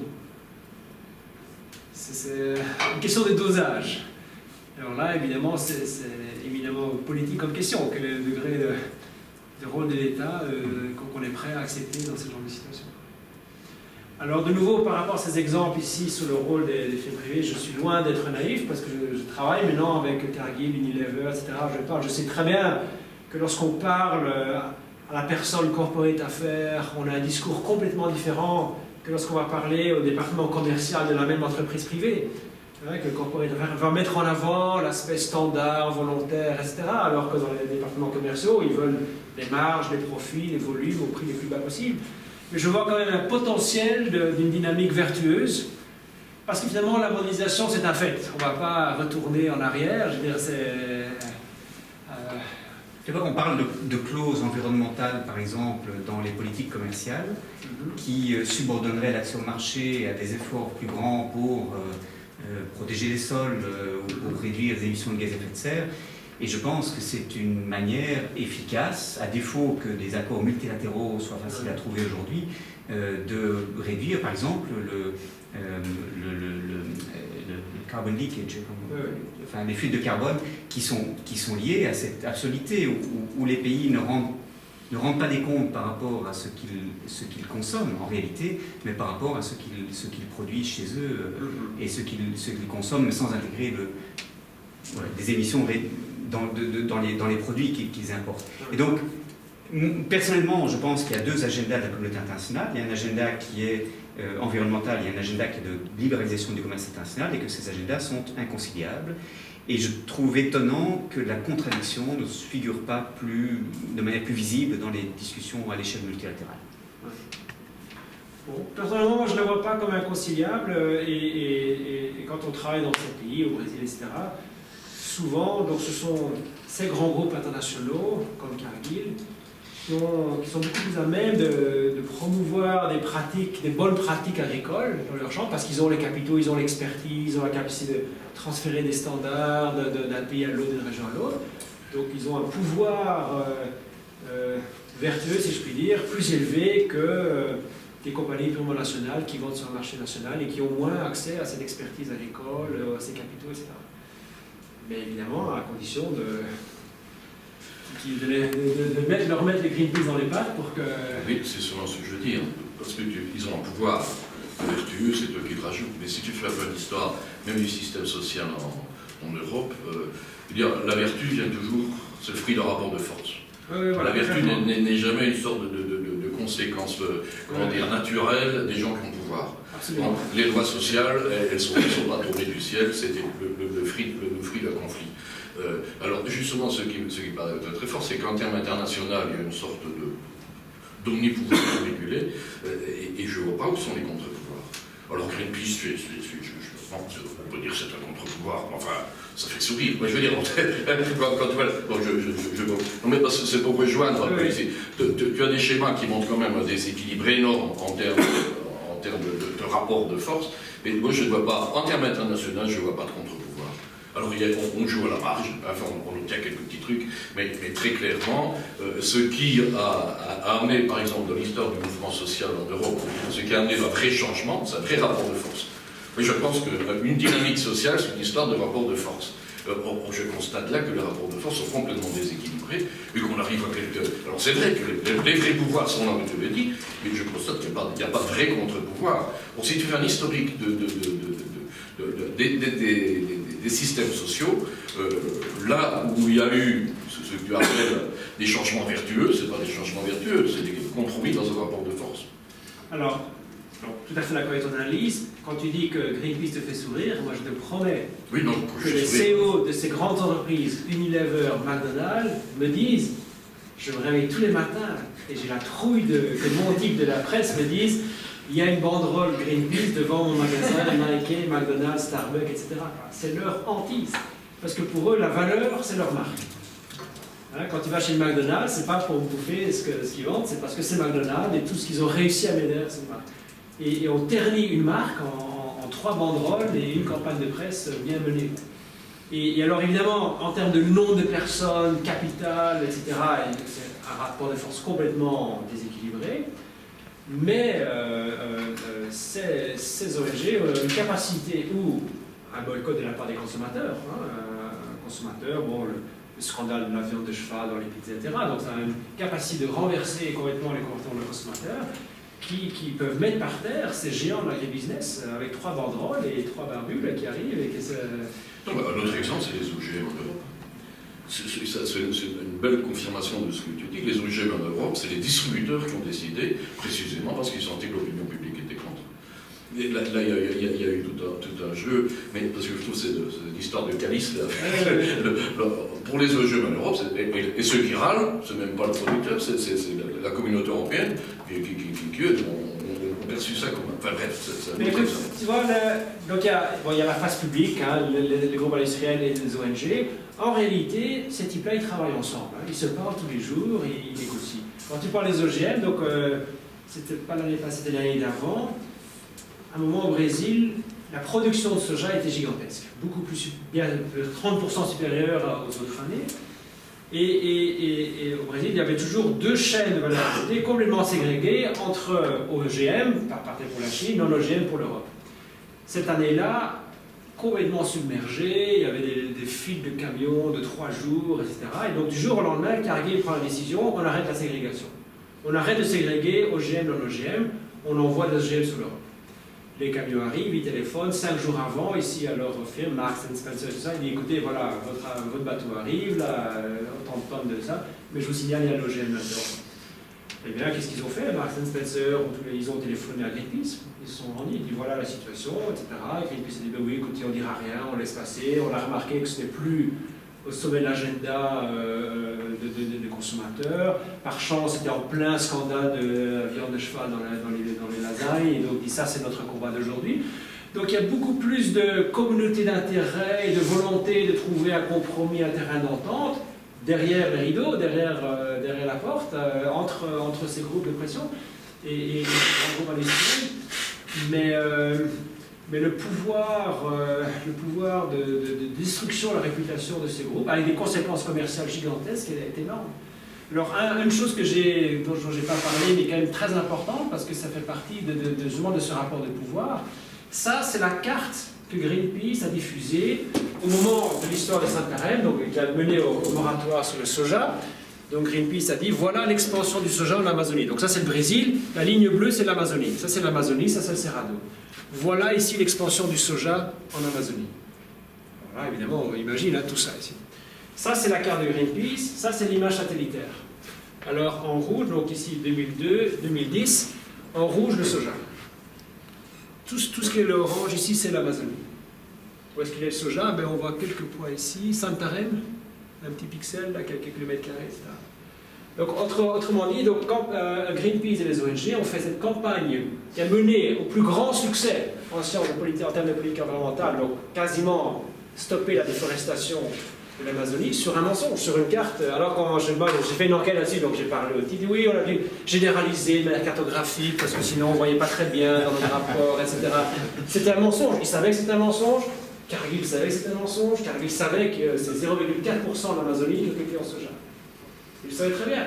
Mais ils disent, le jour où on a les gars avec les banderoles, ici, nous c'est fini. Nous, on règle le problème. On doit trouver la solution. Exactement la même chose, si vous vous souvenez, c'est produite avec le Brent Spar.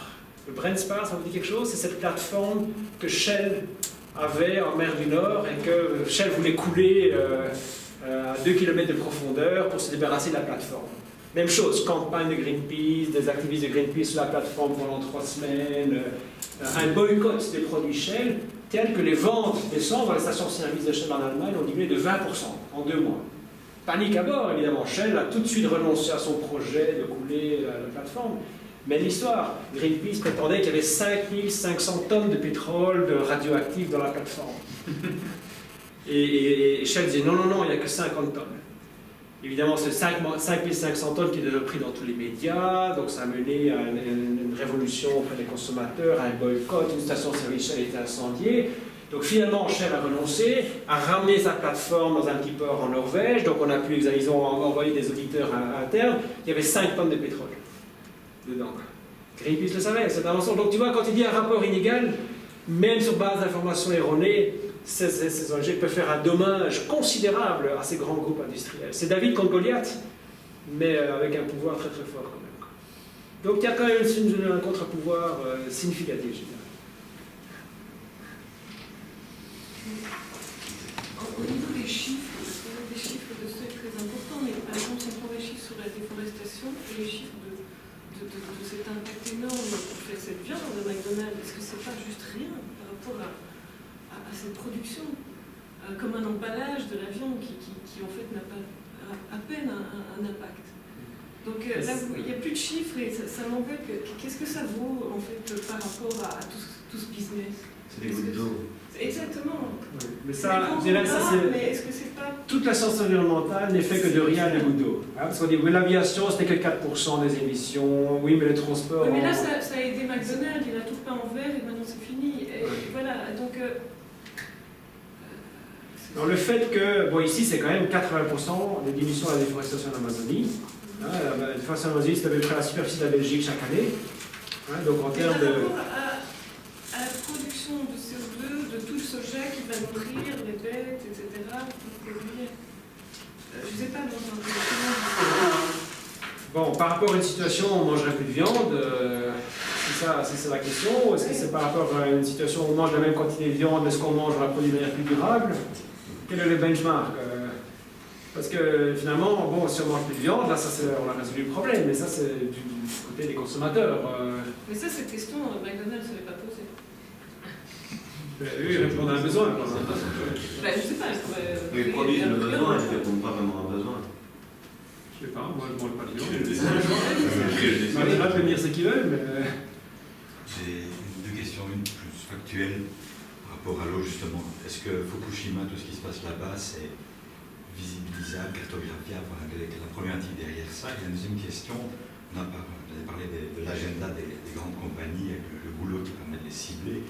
Est-ce qu'il est envisageable, et c'est peut-être la première ou la deuxième partie de l'exposé surtout, de créer un agenda les plus faibles, comme on dit? Je me souviens que le mouvement était maréchal, et toutes les problématiques climatiques, etc., c'est quand même ces groupes humains-là, un peu partout sur la planète, qui sont les premières victimes probables, etc. Écoute, je pense que là, on n'est plus tellement en question-réponse, je pense plus débat. Je pense qu'il y a des gens ici autour de la table qui sont plus...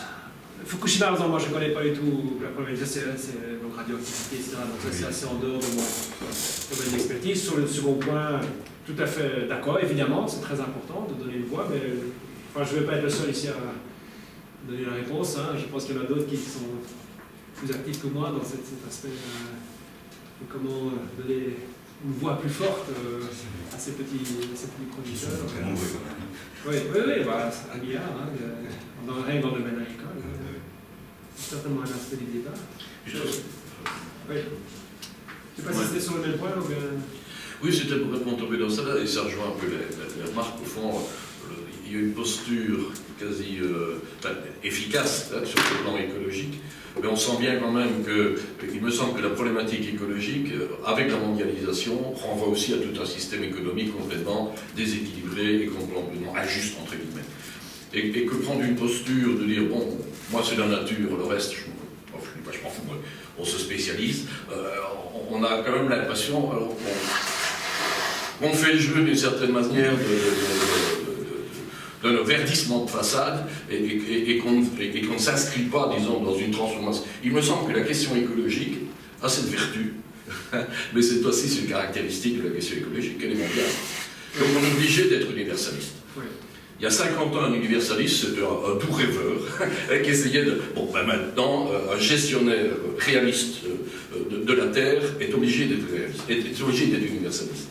Et je constate qu'il y a moyen d'être universaliste en s'occupant uniquement du verre et sans laisser tomber quand même un des enjeux quand même majeurs, qui est aussi le problème de l'alimentation et le fait qu'il y a un tiers de l'humanité qui est sous-alimentée. Il me semblerait que ce serait une opportunité importante d'inscrire ça aussi à l'agenda, y compris la problématique écologique.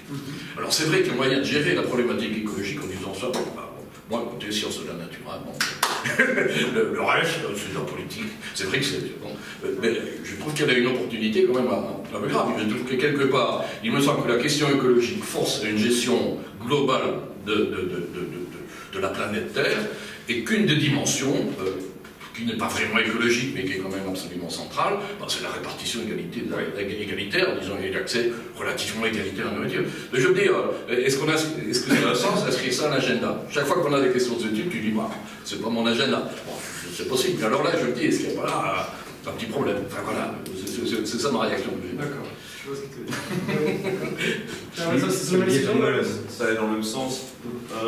Moi, ce que je voulais relier, donc, pour moi, les grandes compagnies qui veulent amener une réflexion écologique dans leur activité cognent sur une autre limite, qu'on a vu donc, dans les 9 limites planétaires, qui est peut-être le sujet que Louis et moi allons peut-être plus aborder, qui est la question de la consommation énergétique liée à la richesse qu'ils produisent.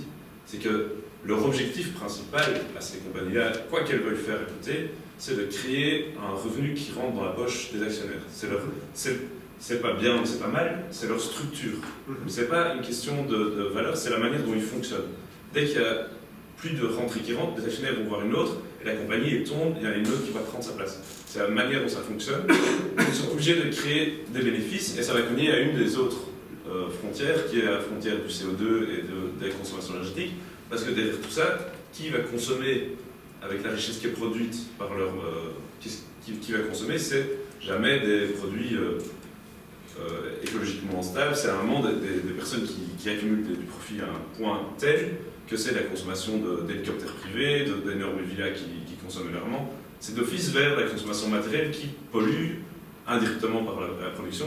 Et donc c'est dans ce sens-là que c'est pas une solution de rester, et ça rejoint ce que disait Raphaël, c'est dans l'idée, il y a un changement de fonctionnement économique qui est nécessaire, et que se dorer un côté de notre fonctionnement économique ne va pas répondre à l'ensemble des questions, parce que justement il y a les 9 limites à prendre en compte, et répondre à une des limites en faisant attention à la biodiversité, à la déforestation, va ici, et déjà ici on parle que du Brésil, donc où vont-ils chercher le soja qui n'est pas produit au Brésil? C'était une de mes questions. Est-ce qu'ils vont chercher en Afrique où on n'a pas encore mis en place cette moratoire? Je ne sais pas très bien comment ils font, parce qu'à un moment, eux, ils veulent quand même produire plus en plus d'hamburgers, donc ils ont besoin de leur soja. Et donc c'est nouveau, c'est tant qu'on est dans cette vision du plus de par la structure des entreprises, on ne sortira pas du problème, on reste coincé à d'autres limites qui vont être dépassées encore plus. Donc là, tout à fait d'accord. Et donc c'est des critiques face à ce mouvement de différenciation du marché, donc de tous ces labels, etc. L'objectif, évidemment, intrinsèque de ces compagnies, c'est de maintenir l'accès à leur marché. Ils se rendent compte qu'ils ont affaire à des clients, du moins en Europe, qui sont plus sensibles à ces questions éthiques, durables, etc. Et donc, il faut garder ces clients dans leur sphère d'influence. Mais aussi, quand même, de faire face aux risques. C'est pas seulement l'idée de dire on va augmenter le marché, mais aussi de se prémunir face à un risque d'approvisionnement futur. Voilà, si les problèmes environnementaux dépassent un certain seuil, ça peut menacer l'approvisionnement dans ce qui est central à leur business. Un risque législatif, parce qu'ils se rendent bien compte qu'à un moment, l'impact environnemental sera plus régulé. Et donc autant anticiper, déjà adopter la technologie qui va leur permettre de faire face à des technologies à venir, à des législations à venir, plutôt qu'être pris de court et tout d'un coup se voir imposer des standards auxquels ils ne peuvent pas répondre. Et aussi ce risque face à la réputation, dont on parlait tout à l'heure. Le risque que tout d'un coup il y a un scandale qui soit pointé du doigt, et donc il y a cet aspect-là aussi. Donc il y a l'aspect augmenter les marges, augmenter le profit, mais aussi minimiser la question. Alors l'autre point de votre question, c'est sur le cas du soja. Donc, il est clair que dans un système mondialisé, comme je disais tout à l'heure, on régule un endroit et donc on encourage un déplacement ailleurs. Alors, ce qu'il faut espérer, c'est que cet ailleurs est un endroit où l'impact environnemental est plus faible. Alors, dans le cas particulier ici du Brésil, sur le soja, une grande partie du soja a glissé vers la région du Cerrado, qui est juste au sud, les zones de savane brésiliennes, qui sont très riches en biodiversité aussi, mais une autre forme de biodiversité, dont la végétation contient moins de carbone, c'est une forêt beaucoup moins dense, donc l'impact sur le carbone était plus faible, l'impact sur la biodiversité était équivalent. Il y a eu un impact social assez significatif, mais peut-être moins qu'en Amazonie, donc voilà, donc c'est là aujourd'hui. Mais maintenant, ce n'est pas toujours simplement un déplacement, un hectare pour un hectare. Au Cerrado, ils ont adopté des pratiques beaucoup plus intensives, donc notamment de double culture, donc ils font 2 récoltes par an. Les rendements sont plus élevés qu'en Amazonie parce que les sols sont bien meilleurs. Donc voilà, il y a aussi peut-être un bilan total un peu plus faible. Mais non, et c'est très intéressant avec le Brésil, c'est que les entrepreneurs plutôt, ils ont conscience des enjeux environnementaux et sociaux, se sont dit on va aller au Cerrado, on va intensifier, on va mieux respecter les standards. Et les autres avec une mentalité un peu plus de bandit, qui dit moi je ne supporte pas être régulé ici, eux ils sont plutôt partis dans le Chaco, qui est une région au Paraguay, Argentine, Bolivie, où là il y a quasiment absence de régulation environnementale. Et aujourd'hui, ça c'est vraiment le point chaud de la déforestation dans le monde. Ce sont cette autre région, surtout au Paraguay. Et là, les ONG ont à peine remarqué ça. Donc ça et alors, ce qui est très intéressant de voir, parce qu'on a un projet justement sur le Chaco, c'est que ces Brésiliens qui ont d'abord été en Amazonie, puis ont été régulés, puis sont partis au Cerrado, ont été régulés, maintenant sont partis au Paraguay. On dit, mais moi, il y a 20 ans, je suis parti en Amazonie, j'ai acheté 20 000 hectares, j'en ai cultivé 5 000, en disant, je vais cultiver petit à petit. Et après 10 ans, Greenpeace est arrivé, on m'a interdit de le faire, donc je suis parti. Et ils vont au Cerrado, au Chaco, ils achètent 50 000 hectares, et un an après, ils ont déboisé les 50 000 hectares. Parce qu'ils diront, tôt ou tard, les ONG arriveront, les législations environnementales arriveront, donc moi, j'y vais, j'anticipe, j'attends pas. Donc voilà, donc il y a toujours une part de déplacement. C'est pas toujours dans cette philosophie d'accumuler. Oui, mais donc, quand même, cette philosophie-là, elle est alimentée quand même par la demande. Par la demande, c'est-à-dire par la consommation. On parle beaucoup de McDonald's, des entreprises, mais avant tout, ils sont là pour servir les besoins que nous, consommateurs, exprimons. C'est nous qui mangeons un steak tous les jours, qui ont été l'attente. Donc je pense que ce qu'on peut faire, il y a une certaine marge par rapport à ces frontières planétaires qu'on peut faire en améliorant les modes de production, les lieux de production, les standards de production. Là, on peut minimiser un peu les dégâts, mais c'est vrai, c'est toujours à produire plus pour... Par contre, si vraiment on veut résoudre fondamentalement le problème, c'est au niveau de la demande, de la demande des consommateurs qu'il faut intervenir. Et là, la balle est dans le camp. C'est où le calice, là. C'est ce qui est au-dessus du calice, là. Dans les cours de marketing, on apprend quand même principalement, et c'est une des premières phrases de tout prof de marketing dans les cours d'économie appliquée, j'ai envie de dire, pas d'économie philosophique, mais d'économie appliquée, c'est que le but du marketing, ce sera de transformer un désir en besoin. C'est vraiment, la première phrase qu'on apprend, donc c'est pas uniquement le consommateur qui est en tort. Même si je suis d'accord, mais ça se trouve des deux. Donc, moi, je trouve ça important de frapper les deux côtés. Pas dire c'est que l'un, ni c'est que l'autre. Chacun a joué son libre arbitre de ses valeurs, de ses possibilités de choix, de responsabilité, d'information. Alors, il faudrait que tout le monde soit au courant de tout ce qu'on raconte aujourd'hui. Ce qui n'est pas le cas. Mais juste un commentaire rapidement. Mais même si tout le monde est au courant, pour moi, ça ne changerait rien. Alors là, il faut vraiment se mettre dans la tête de WWF et Greenpeace. Ils peuvent travailler sur la culture et la révolution culturelle, et ils travaillent là-dessus. Mais là, vous avez quoi? 400 agents, peut-être 400 grandes compagnies, vous savez exactement leur motivation. Ils sont totalement prévisibles. Ne pas utiliser ce levier, ça serait débile de la part de Greenpeace et là, on a 400... Walmart, ils ne pensent qu'à faire du profit. Okay? Et ne pas payer leurs employés. Ils vont... Vous savez exactement ce qu'ils vont faire. Vous pouvez anticiper, si je fais ça, ils vont faire ça. Si je fais ça, ils vont faire ça. Pareil pour Shell, pareil pour Apple, pareil pour... Et donc, c'est quand même une stratégie évidente pour des ONG de travailler sur ça, peser sur ce bouton-là, tout en espérant que les gens deviennent végétariens. Dans un certain temps. Oui, oui. Faire deux remarques assez différentes, enfin deux idées assez différentes. Bon, je suis frappé, on reste quand même dans une vision extrêmement néoclassique. Et donc le standard, c'est les forces, c'est le choix, le sacro-saint choix du consommateur, le sacro-saint choix du petit producteur. Est-ce qu'on a interrogé un tas de disciplines comme les neurosciences, comme l'anthropologie? Qu'en est-il de ce choix du consommateur? Est-ce que c'est lui qui est la force vive de l'économie? On reste dans cette vision-là, et je suis un peu étonné qu'il n'y ait pas de réflexion qui aille dans un autre sens. Ma deuxième réflexion est un peu plus technique.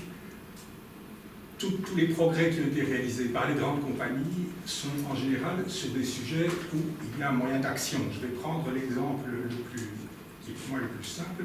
L'ozone, c'est pas fatal parce que l'usage des CFC n'est pas obligatoire pour les machines frigorifiques, n'est pas obligatoire pour pulvériser des lacs, etc. On peut trouver des substituts. Par contre, le CO2 est obligatoire, il est fatal. Il n'y a pas de solution pour l'esquiver. C'est un peu plus long d'expliquer pourquoi. Mais donc là, le marché, les forces du marché n'amèneront pas de solution. Et donc les forces du marché peuvent amener des solutions quand on peut se passer, substituer du quinoa par autre chose, que sais-je, mais voilà. Ouais. Non, tout à fait d'accord, et je prends comme exemple ici le Consumer Goods Forum, donc il a identifié deux actions, une sur les frigos justement, parce qu'il y a un substitut, et une sur la déforestation.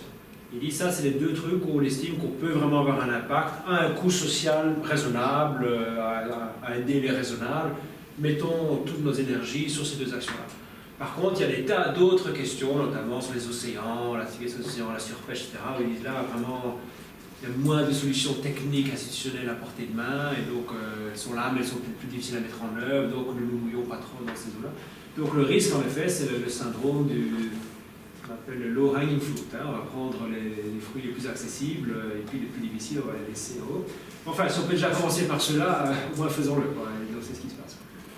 Sur la première remarque, c'est vrai. Bon, moi j'ai tendance à être assez pragmatique, disons, et donc à court terme, on a un peu fonctionné dans le paradigme dominant, qui est le paradigme néoclassique. Et ça. Alors évidemment, à long terme, on peut développer d'autres points de réflexion, mais ici, il y a quand même des problèmes assez urgents à résoudre. Donc autant essayer de trouver des solutions dans les paradigmes existants, quitte à évoluer vers d'autres manières de penser.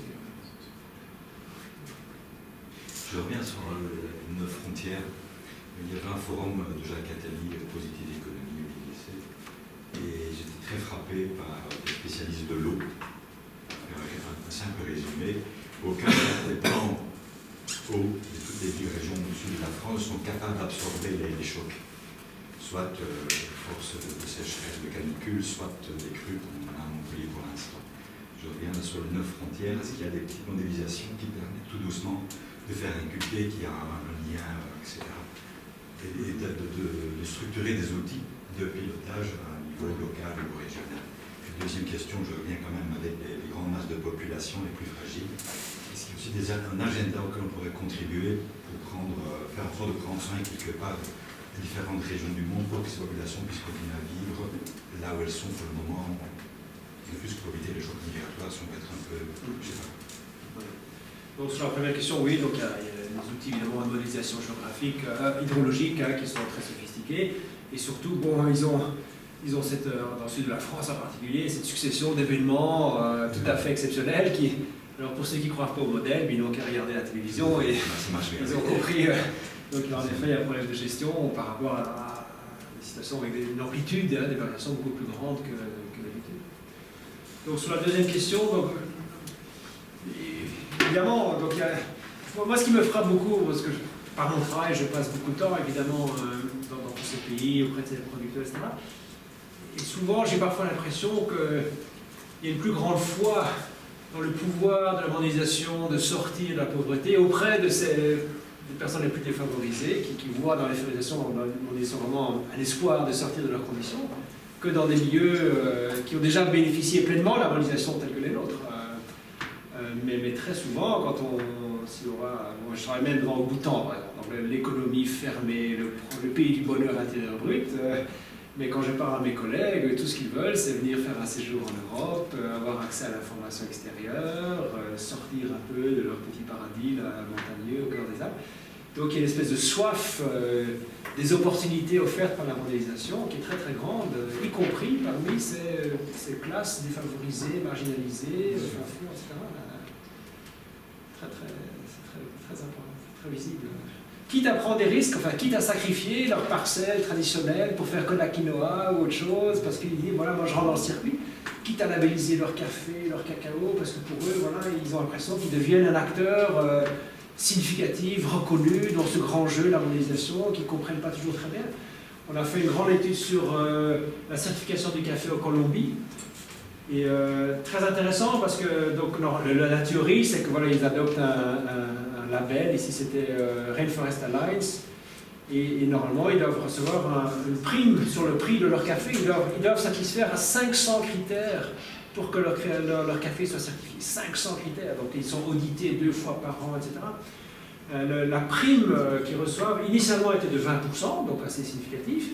Et puis lorsque le prix du café a augmenté sur le marché mondial, les distributeurs se disent on ne va quand même pas répercuter cette augmentation du prix sur les pauvres consommateurs, c'est-à-dire nous, donc on va revenir sur la marge. Et donc la prime sur le Rainforest Alliance c'était plus que de 2%. Donc ils satisfaisaient à 500 critères, ils se remettaient 2% en plus sur le prix. Je leur disais, mais enfin pourquoi vous faites ça? Ils disent, mais écoutez, moi j'ai l'impression que je réponds à un besoin des consommateurs, je fais quelque chose pour la planète, je suis mieux connecté avec les consommateurs, je me rends compte que pour eux c'est important, et donc je le fais, je voudrais être reconnu pour la qualité de mon café, la qualité de ma production. Donc tous les facteurs culturels, sociaux, etc., ils disent, peu importe, je ne suis pas payé pour ça, mais j'ai l'impression de faire quelque chose de bien pour les autres. Et alors ce qui me frappait le plus, c'est les enfants de ces agriculteurs souvent illettrés, leurs enfants relativement éduqués, école primaire, secondaire, qui disaient non, papa, tu dois être certifié, sinon moi je ne prends pas ta ferme.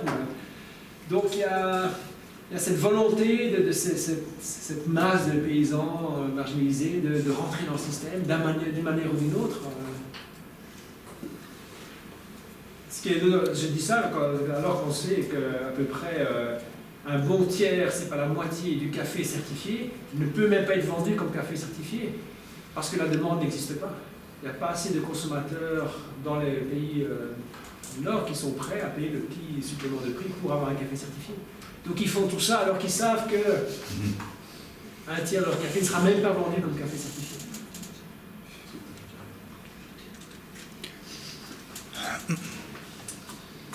Une petite touche plus joyeuse pour clôturer Mais moi j'aimerais, si je puis en abuser de votre patience à tous, demander une dernière question ou poser une dernière question à Eric qui concerne le rapport du scientifique au politique. Pour moi c'est un problème fondamental de savoir au fond, et j'imagine que vous avez eu dans votre retraite suédoise ces discussions, est-ce qu'on doit être prescriptif? Est-ce qu'on doit faire comme la Union of Concerned Scientists, lancer des signaux à l'opinion publique et demander aux politiques d'agir, ou bien est-ce qu'on doit considérer qu'on est plus efficace en restant dans sa sphère d'expertise et en donnant aux politiques, au fond, un constat aussi neutre, objectif que possible, sans prétendre se substituer et influencer même le débat démocratique? L'urgence est telle, et Eric, tu es de ceux qui lancent l'alerte avec beaucoup de talent et de pédagogie, mais qu'on se demande si, au fond, la position, par exemple, des experts, certes, qui ont leur mandat, du GIEC ou d'autres groupes semblables, n'est pas devenue insuffisante. Donc, quels sont les paramètres qui ont conditionné votre débat à cet égard, et quelle est ta propre position sur cette question?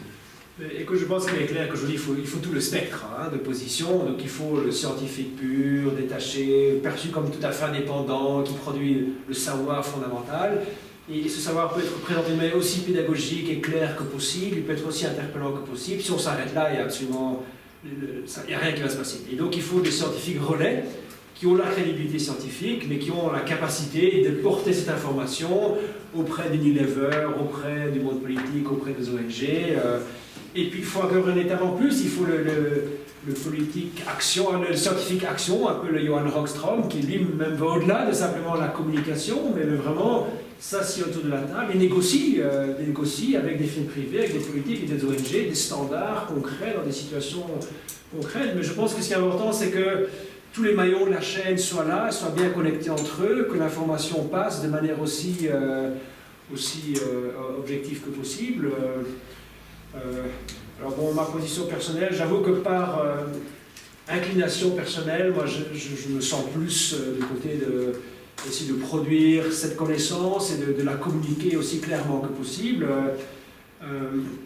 J'aime être perçu comme quelqu'un d'indépendant, d'objectif, mais je passe quand même un temps significatif, peut-être pas tellement avec les politiques nationales, mais avec ce qu'est Nations Unies, FAO surtout, mais plus ces derniers temps, depuis que ce mouvement-là de grands groupes industriels qui commencent à s'intéresser à ça, c'est pas mal de temps avec Unilever, Cargill, Nespresso, des films comme ça, pour amener une information scientifique objective sur l'efficacité sur le terrain de leurs standards, mais sans néanmoins être un collaborateur ou un consultant de ces compagnies. Donc c'est en tant que personne qui vient apporter, mais jusqu'à la table du gars qui doit décider, l'information aussi complète, dans toute sa complexité que possible. Mais très vite, je vois qu'il y a la tendance de ces acteurs qui sont sur le terrain d'absorber le scientifique dans leur structure pour profiter de cette aura. Et là, on a tout de suite perdu son indépendance, la perception de l'expert qui vient apporter une information tout à fait neutre. Et donc là, c'est ce pas-là que moi, personnellement, je ne le franchis jamais. Mais parce que je sais que j'ai des collègues qui le franchissent, et heureusement qu'ils le franchissent. Je peux ne pas le franchir parce que j'en ai d'autres qui se mouillent. Mais de nouveau, c'est de nouveau la notion de chaîne à valeur ajoutée. Hein. C'est comme ce que je montrais tout à l'heure pour la forêt. Là, il faut le gars qui coupe l'arbre, le type qui transforme, qui le met dans le bateau et qui l'amène, et puis le gars qui achète. Mais il faut que cette chaîne à valeur ajoutée existe aussi entre la production et l'utilisation de ces données scientifiques. Et donc, c'est la structure de la chaîne que l'on a pensé, je pense. Est-ce que cette chaîne n'est pas très courte actuellement? Si je prends l'exemple du GIEC, on part des problèmes climatiques, et puis on saute dans les groupes 2 et 3 immédiatement à l'économie néoclassique. Et il y a des tas de disciplines qui auraient beaucoup à dire, qui n'interviennent absolument pas là-dedans. D'accord. Et c'est pour ça qu'on voit une efflorescence de petites organisations, de think tanks, et de gens qui reprennent le GIEC et qui la réintègrent, la redigèrent à présent différemment avec de nouveaux graphiques. Mais tout ça fait un peu chaos. Hein. Ce n'est pas la chaîne à valeur ajoutée, mais c'est plus la constellation de petits acteurs dans tous les sens. Et je pense que c'est récent tout ça. Hein. Donc je pense que c'est en train de se structurer et de nouvelles fonctions doivent se créer. Elles doivent obtenir un crédit auprès des collègues. On mérite un crédit énorme pour faire cet effort de communication auprès des acteurs clés. Et c'est un job hyper difficile, beaucoup plus difficile que travailler dans son labo. C'est pour ça que je fais mon labo. C'est important, c'est très important.